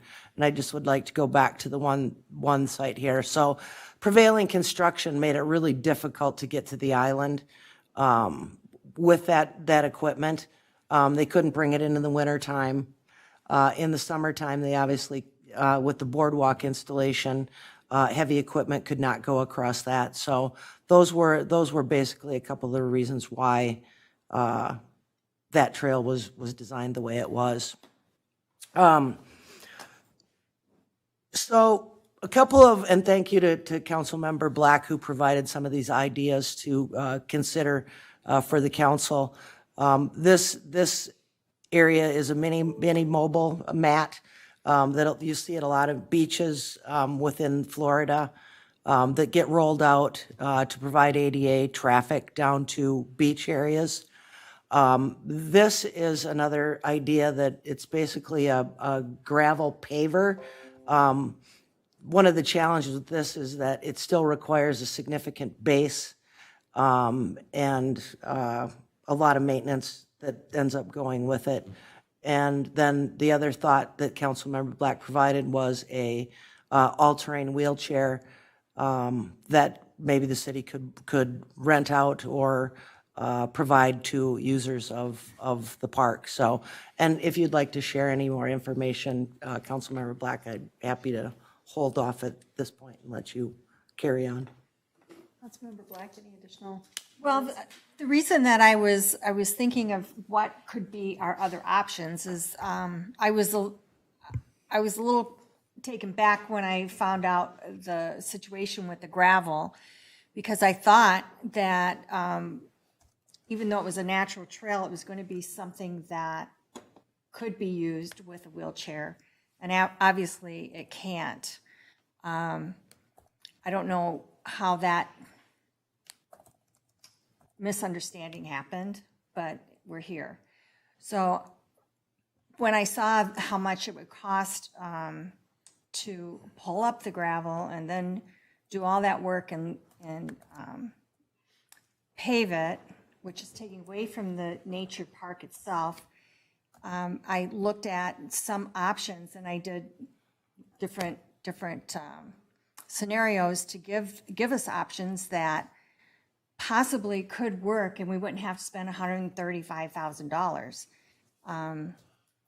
I first thought about the all-terrain wheelchair, and then I saw the grading that could be put down with the curtain gravel and make it so that it wouldn't squish when they went in on the wheelchair. And then I also saw the matting that rolls out, because when I've been to the beaches in Florida, they do have them. They go way out, and then you can walk on those. The wheelchairs can go on them. And so I wanted to see what this would do and how could this work. And I think any of these options, I know that the wheelchair is probably $15,000, $20,000. It's not $135,000 to do these grating with the gravel. Still wouldn't be $135,000. And even if we had to replace it, I think when I looked at one of them, it was a 10-year life span on that. We could do that every 10 years for a very long time before we spent $135,000. So that was the reason I popped these in and asked for us to consider something other than spending $135,000, which we've already spent over $3 million. You are correct. Thank you, Councilmember Black. Okay, Ms. Mackey, please. Yes, so we did have the consulting or our architects also take a look at some options that reducing the depth of the rock, that usually there's anywhere from about a 1/2 inch on the sides to about 2.5, to reduce that entirely to 1.5 or to 1/2 inch. You know, their concern there again was to have the rock being more displaced as people utilized it. And then again, it doesn't make it ADA accessible. We've also looked at adding some gravel mix to the top of the trail. And again, concerns about, you know, it certainly would help a number of users, but is it going to make it ADA accessible to everyone? And that option was also disregarded just because it does not provide a complete ADA pathway for people of everyone to use. So what we did, as the council asked, to get an estimate for making the trail completely ADA accessible. So Linco, who is our the current contractor on site, provided a proposal that would remove the existing rock and then excavate 8.5 inches of ground, add geotextile fabric in the poor soil areas, so roughly about half the way from the plaza out to the boardwalk because of the wet soils. About half of that would require that textile fabric. We'd add 6 inches of class 5 rock and add 2.5 inches of bituminous, that is really our standard trail design. And so the cost for the first phase is from the plaza to the boardwalk is roughly about 735 feet. That cost they provided at $70,881. 160 feet from the boardwalk to the fishing pier, 63,558 for a total cost of 134,444. So I wanted to take a look at also what we have either quoted or completed in recent trails, just to kind of give you an idea of again, where some of these costs come in. So the Lions Park Trail we did back in 2019, that was part of the work that was being done on County Road 43, 11, and 18. It was a kind of a tied on to the county project that occurred there. So that one was an actual cost at $9.29 a square foot. The Greencrest one was estimated, again, just quoted at $34.35 a square foot. And then our most recent one quoted was the Bavaria Trail piece at $20.14 a square foot. So breaking down the segments that would be needed to be completed out at Wasserman, that first segment is about $12.05 a square foot. Segment 2 obviously goes significantly up because of the work is all hand work at $49.64 a square foot for an average out of $18.78 per square foot. So relatively speaking, again, they're fairly close to some of the things that we have recently quoted. So if the council would like to continue on with this trail and make it completely ADA compliant, there's a couple options that could happen. Linco, who is still under contract for the park, we could certainly do a change order and get that trail done this fall. If the council would like to solicit quotes from multiple contractors, we could put a package together this fall and seek out quotes for the project from multiple vendors. Based on what we're seeing today in the world of contracting, that cost could go up, it could go down. It really depends on the bidding environment.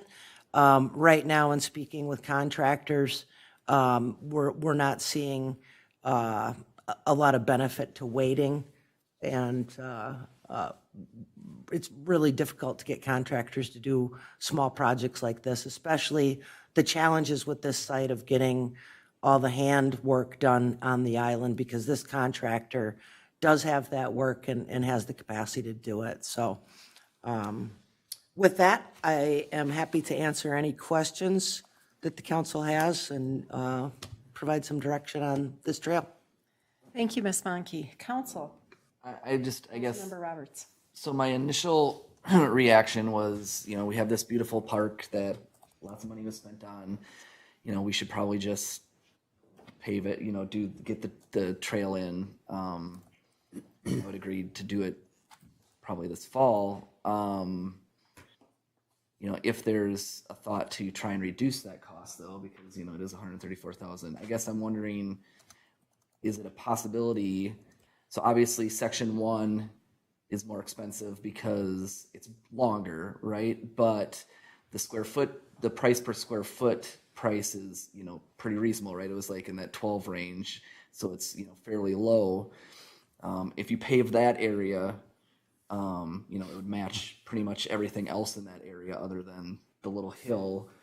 But then, section 2 is expensive because it's all that handwork. They can't get the thing. Or so would we look at, or could we possibly say, okay, let's do section 1 pave, but maybe one of those other options that is cheaper for the other side, I guess. The grading. Yeah, the grading, I like the or grading. whatever. I mean, just because that square footage price is so much, I'd be open to that idea to get the cost down a little bit if others are more concerned about that.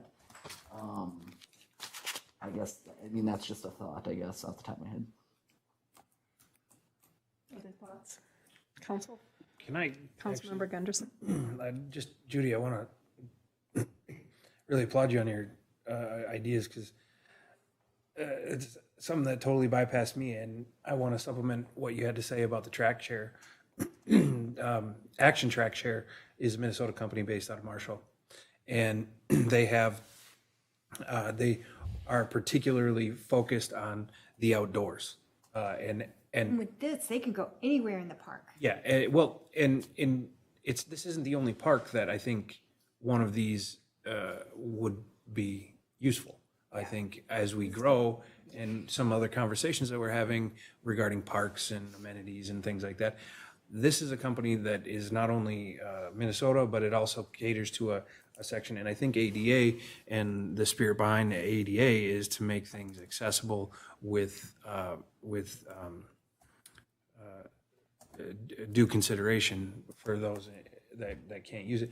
I think this is something that offers a unique experience, Right. because not only do they have ones that you're seated in, but they actually have These come up. they have the track stander, and Yeah. they can be retrofitted with fishing gear, hunting. Not that they're going to hunt, but they can be retrofitted with the equipment for the appropriate park. So, if I understand the urgency behind wanting to make sure this particular section of park is appropriately taken care of, because it was something that we thought was already going to be done, or at least previous councils have thought that it was already going to be done. But moving forward is certainly something to add into the conversation as we look to create amenities, not just for abled, but for disabled, and making sure that we have it. And it's a great idea. I love it. I don't know if we can get all the research we need to get behind it to do it in this particular instance. Well, when I looked at the advertisement on it, even if they do pave that trail to the island, the picnic tables up here, basically they can maybe get to the dock, and that's about it. Yeah. This, I've seen, they're doing big train stuff, kind of like a UTV. What does that look like though? Because one of the concerns, or not concerns, I should say, but things to consider in here is storage, and then people who how does that look for our space planning, and where this would, do we have the space? Because I agree, it's a great option, and it's not just for this park, it's for every park, right? But somebody crashes in that thing? Yeah, I'm not sure this is the right solution for our current property. I think there's some interesting conversation that could be had around having a rental. Well, I think the wheelchair. grading on the And do you know anything about the grading?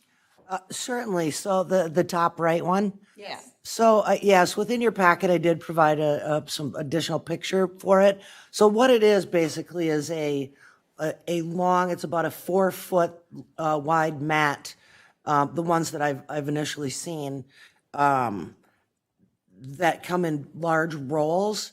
They're probably about maybe an inch thick. It's still, for the installation of these, you still have to use a 4 to 8 inch gravel base So you're still going to remove or need to remove 4 to 8 inches of soil, put gravel in, put this on top, and then add gravel. You can see the gravel on the top of it. So, and over time, it will continue needing more gravel to be put on top.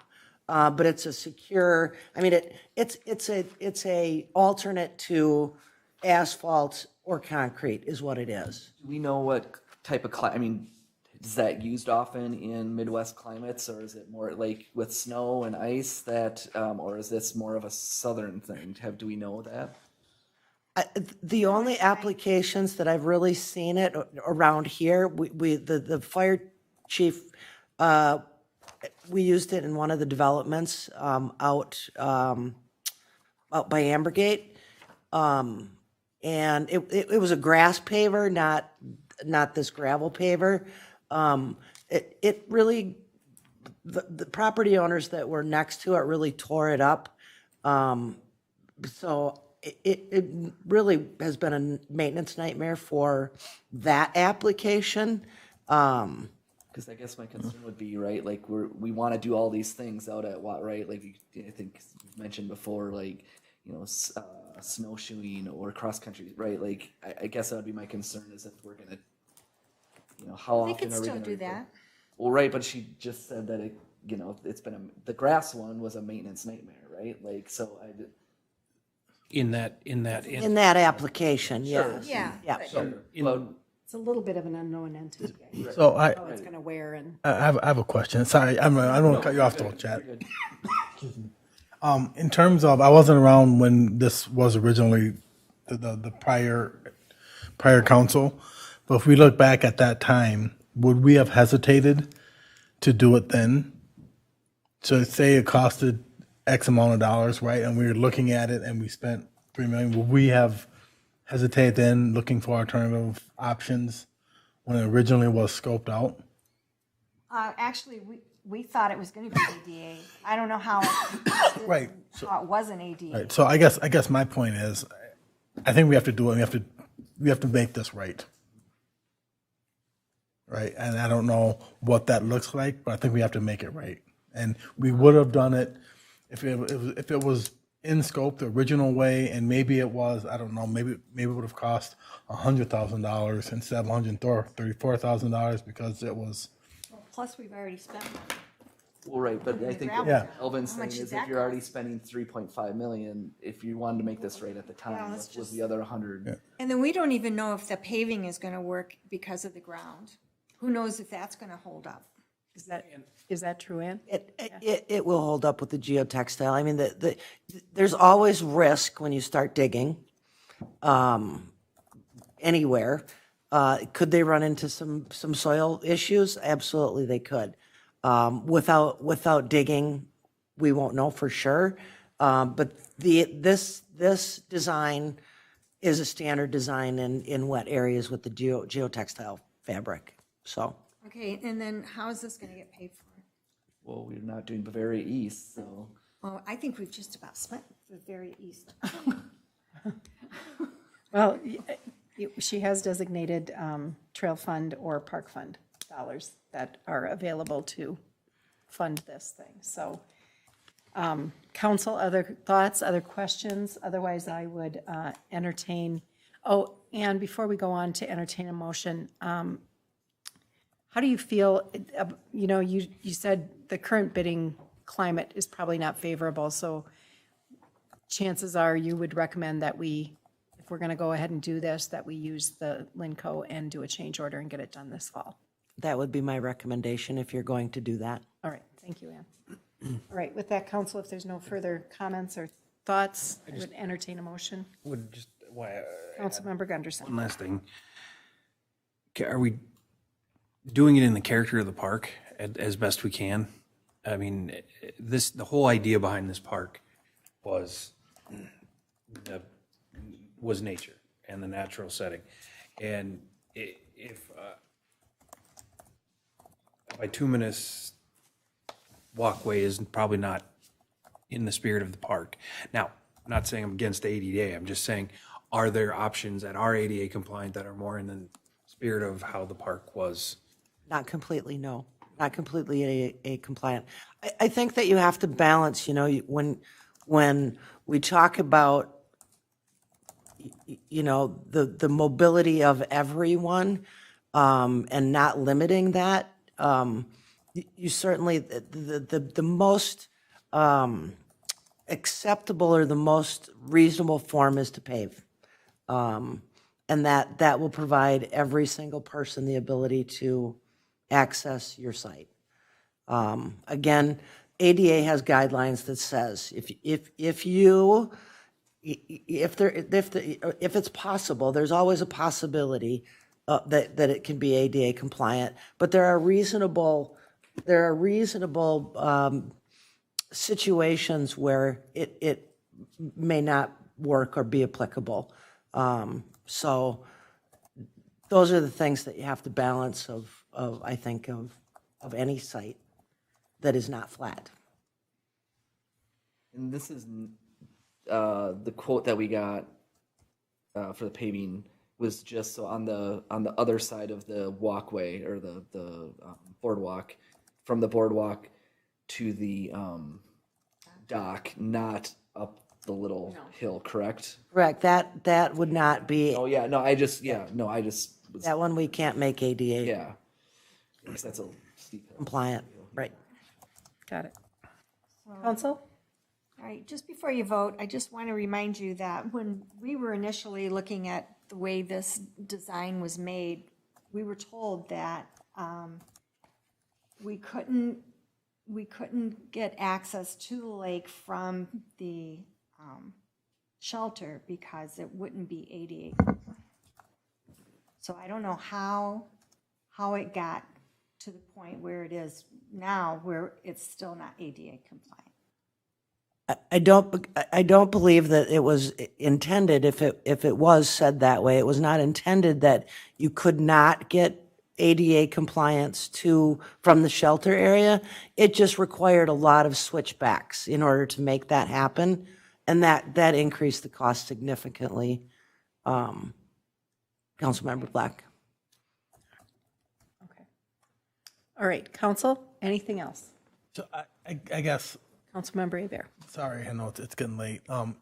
In terms of what happened before when we thought it was going to be ADA, how do we protect ourselves from that happening again as we grow and develop other types of these situations? I don't know if it was a contract issue, and it's not something that we need to address tonight, but I wrote cause analysis in terms of so we don't get caught like this Well, again. and I think that's a fair question, Councilmember Hebert, and I don't know if staff has any kind of an explanation for what did happen, or, we went into this thing understanding it was going to be ADA compliant, and we're quite surprised when it turned out not to be. And I'm not looking for an answer tonight, but just.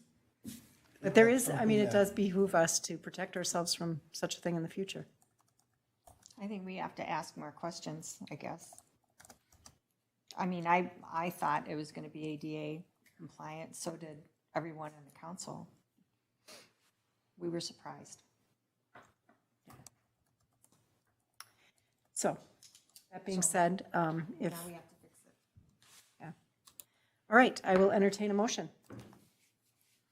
Motion. Go ahead. Oh, we're just all in agreement on motion one. And Make a motion and see what happens. so I'll move that we, I'm sorry, so you're saying we're agreeing to the. Linco. Just get it done. Just get it done. We haven't heard, we need a motion to see what, Motion to approve the quote from Linco to construct ADA trail in Wasserman Lake Preserve under a change order at a cost of $134,440, with the funding source being either the Trail Gap Fund or Park Fund. council, we have a motion. Do we have a second? Second. Any other further discussion? We have a motion and a second. All in favor, say aye. Aye. Aye. Opposed? I'll have to say no. Cindy, do you have that noted? Okay, so motion carries 4-1. All right, last item on our regular agenda this evening, 6.4. which is the strategic plan update for Q2. Presenting this evening is our city manager, Ms. Hardy, and assistant to the city manager, Ms. Swanson. Ms. Swanson, I believe you're going to be kicking us off. I am, Mayor. Thank you, Mayor and Council, for having me co-present this evening with City Manager Dana Hardy. As seen on your screen is the 2021 and 2020 or through 2023 strategic planning dashboard, which is publicly available and can be found on the city's website. Just for anyone listening at home, you can find that on our website again underneath the government tab, and then you can click the strategic plan link underneath that to access and view everything on our dashboard. But this will be slightly different than our usual PowerPoint presentations, as we'd like to showcase our new quarterly spotlights, which can be seen on the screen each quarter, in addition to our action plan progress chart, which is included in your background packet, as well as published on the dashboard. Staff will pick 3 to 5 projects, initiatives, services that move the needle forward in our strategic plan, but aren't necessarily listed in that action report. These are usually cross-departmental, but also hit multiple strategic priorities. For example, in a second, we'll go over the emergency outdoor watering ban, which impacted things like service excellence, engagement and communication, environmental sustainability, and infrastructure and transportation. Now, utilizing quarterly progress as an approach intertwines the compelling data sets that staff collects every quarter and annually with appropriate context behind that data, which transforms maybe a less exciting action report to some into an interactive storyboard, which you'll be seeing here shortly. But with that little introduction, I will hop right into the quarterly update. Mayor, Council, as always, if you have any questions, feel free to jump in here. Bear with me for a second. There we go. So as there's been multiple council meeting discussions related to the specifics of the watering ban, our focus here this evening will be to highlight the city's response. But before I do want to highlight how the format of the quarterly spotlight looks. So as you can see here, we go through using context as well as some graphage, the drought impact in Victoria, highlighting the recorded temperatures throughout the city leading up to the emergency watering ban. And then as we move forward, you're going to see how that increase of temperature impacted our water production, demand, and supply.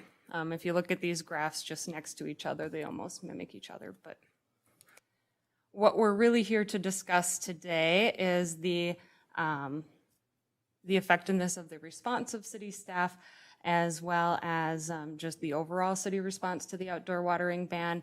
Once the ban was enacted, it gave staff some time to develop a plan for communication and outreach efforts, as well as code enforcement.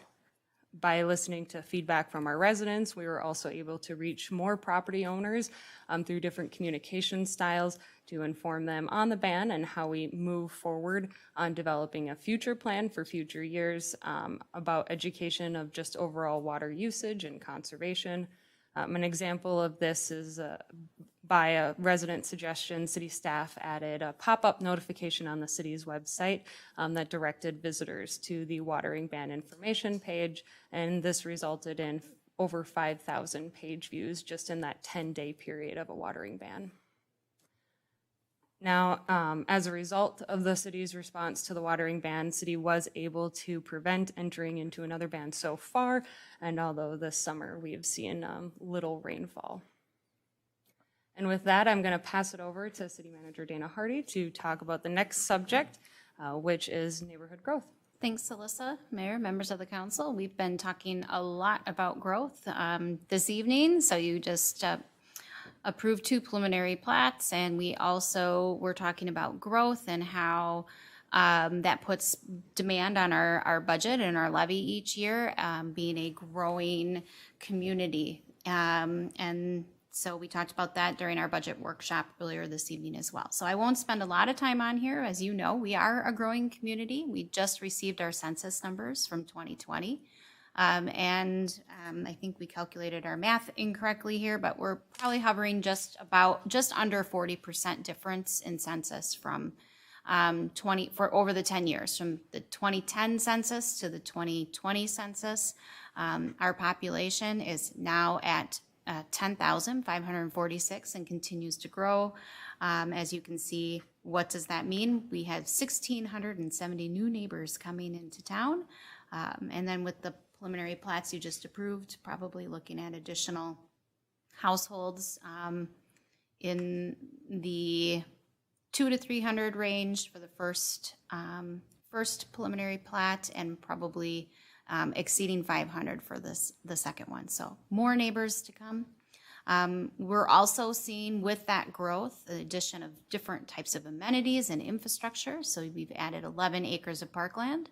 And then with the infrastructure and the new growth, we have to think about how do we get those critical infrastructure to those new residents. So water, sewer, streets, all things that we talked about this evening with those preliminary plats, and we continue to talk about as part of our capital and strategic plans. So I think that's about it. I do want to note, as Alyssa's scrolling here, 243 acres annexed by the city. So our boundary continues to increase as we continue to grow with our orderly annexation agreement that we have in place with the township. And with that, I am going to pass the baton back to Alyssa to talk about our COVID-19 response from the pandemic that continues to be playing out here. Awesome. Thank you, Dana.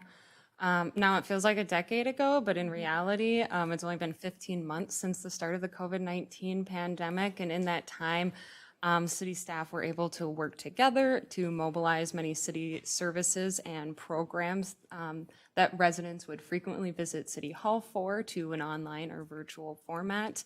In Q2 of 2021, Mayor Council, you did decide to lift the local public health emergency, but that being said, many of these newly streamlined services and public health protocols will remain in place. So just to highlight a few of those, as you're going to see on the screen, one is the broadcast of all public meetings. We had, in that time period of 15 months, 34 virtual public meetings conducted. All public meetings, whether that be city council meetings, planning commission meetings, and the rest of our citizens committee meetings, are available online. They were broadcast live at that time and can be also streamed after the fact on the city's YouTube channel.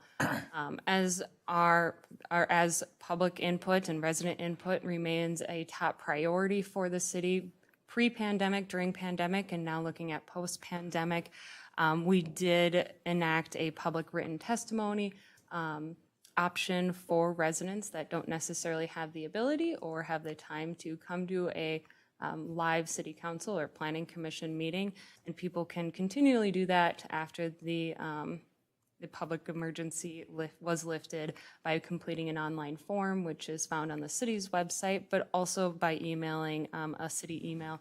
You can see it on screen here. We've also embraced digital services, like I mentioned before. We did have quite a few virtual public services, like people could pay their utility bills online, and we did have several permits available online. But during the pandemic, we not only made more permits available online, but also made them easier to navigate on the city's website so people know where to look for. The other amazing thing that was conducted during the pandemic is that staff would quickly mobilize and were able to work from home. We utilized CARES dollars to purchase laptops with microphones and cameras, so staff could work safely from home if needed. We also implemented a soft phone feature so staff could be contacted via phone and still have access to their desk phone, and were able to respond to residents in a timely manner. And then lastly, I want to touch on the recreational center operations that continuing to help protect the public health. During the pandemic, the Victoria Recreation Center had to close its doors or limit visitor participation during events. The rec center, as we know, plays an extremely vital role in our community by offering residents a place to play, to gather, to engage with one another. But even though the doors were closed, staff were fantastic at getting some of those vital services to an online format. We saw technologies that allowed alternative approaches to programming like virtual fitness classes and activities. They also opened up parking lots and parks to have, socially distanced space activities as well.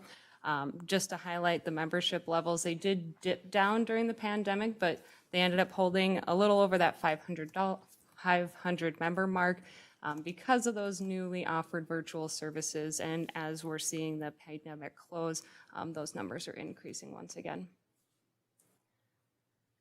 And with that, I'm going to pass it one more time over to Dana to talk about some mini spotlights. Thank you, Alyssa.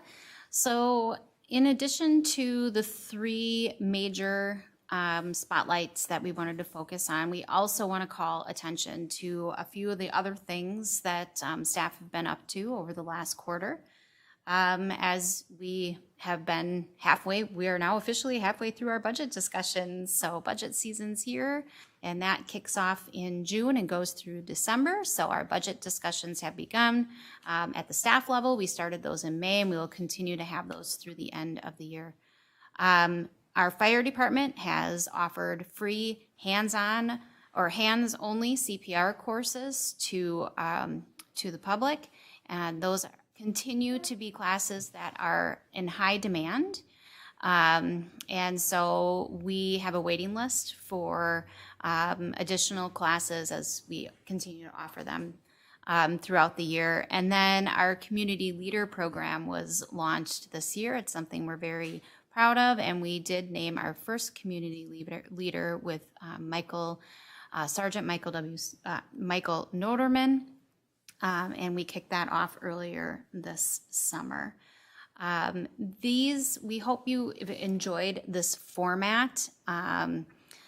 We felt that this was a more compelling and interesting way of telling our story than reviewing a PowerPoint or having us just review our matrix or our list. So if anybody wants that detail, this by far is not the only things that staff have been working on with our strategic plan. We've been very busy. And if anybody's interested in seeing that in detailed lists, you can certainly do that by either going to our dashboard and seeing the details, but it was also attached into your packet here this evening for that detailed list. I'll pass it back to Lisa to wrap it up. I think that concludes our presentation this evening. Mayor, Council, if you have any questions, we're here. Thank you very much. We're busy. That's a good thing. Yeah. So I know we're not looking for any formal action tonight, but questions, comments, council? Councilmember Abear. Sorry, I jumped the gun. I like the format. I like to see the graphs where we have hard data to show and represent. It's really helpful to see it in picture form like that. Well done. Agreed. Yes, absolutely. Is this going to be posted on social media? It will, Councilmember. Yeah, because I have to share it. Love to hear it. Yeah. Other comments? Councilmember Gunderson. Is it appropriate to ask how we feel about our progress through this point? I mean, is that, I'm not a touchy-feely guy, I guess, but how does everybody feel how we're doing? Through our ideas and through staff work. I mean, we're all one big team here, and while we sometimes disagree on things, I don't question the motives of anybody in this room about what is best for Victoria. So I just want to know how people are feeling about our progress through the first 6 months. You talking about like the residents or with each other? Well, with the progress we're making on our planning, and then the things that we talked about and the things that we're going after. Oh, well, we're just going gung-ho as far as I'm concerned. I think so too. It's way better than that Overall, first year. I think we all, the one thing we want to do is that we haven't really got to yet is the affordable housing, right? Like, I think that's probably the big one, right? But it kind of is. I think it might be coming, Maybe. but it's not going to be like I thought.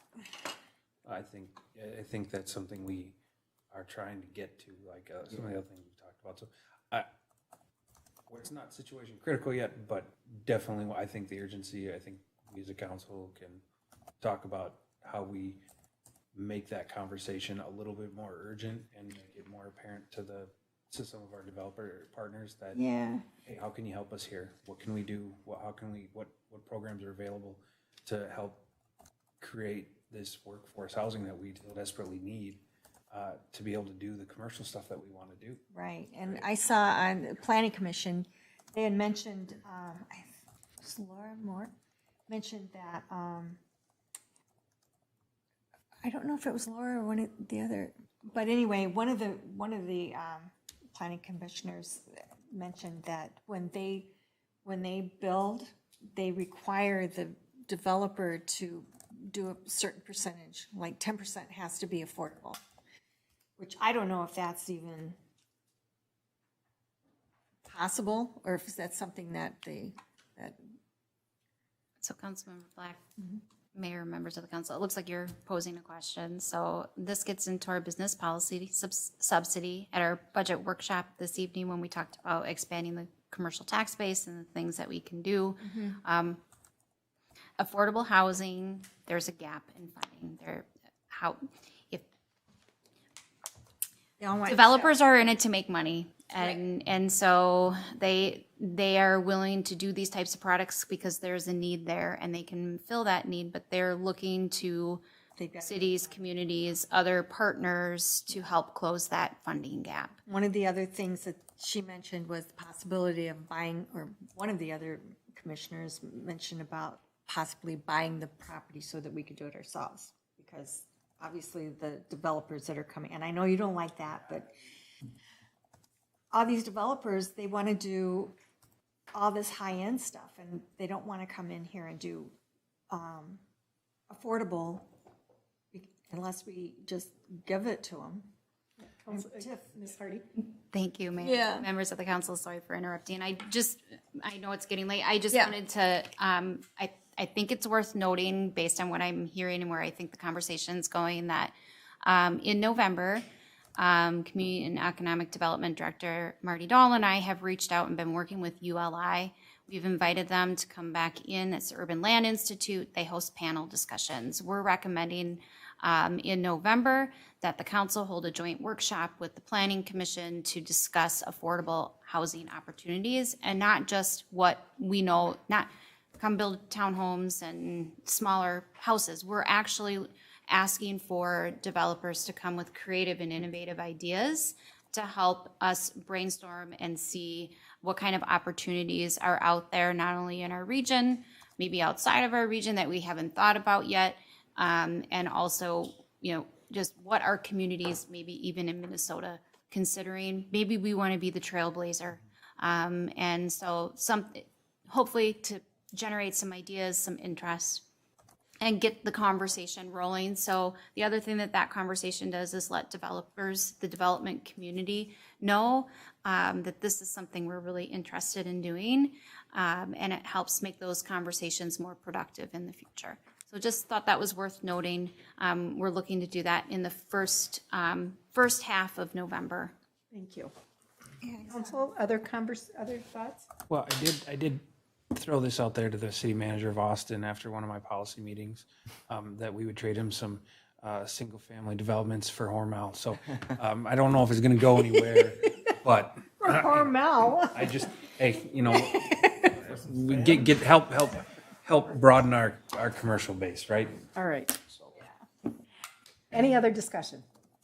All right. There are no more agenda items to come before this body this evening, so let's go on to reports and emerging issues. Let's start with reports. Ms. Hardy, anything from staff? None from staff, Madam Mayor. Anything from the council? Anybody's got any reports? No. All right. I've got one thing that I'm going to mention.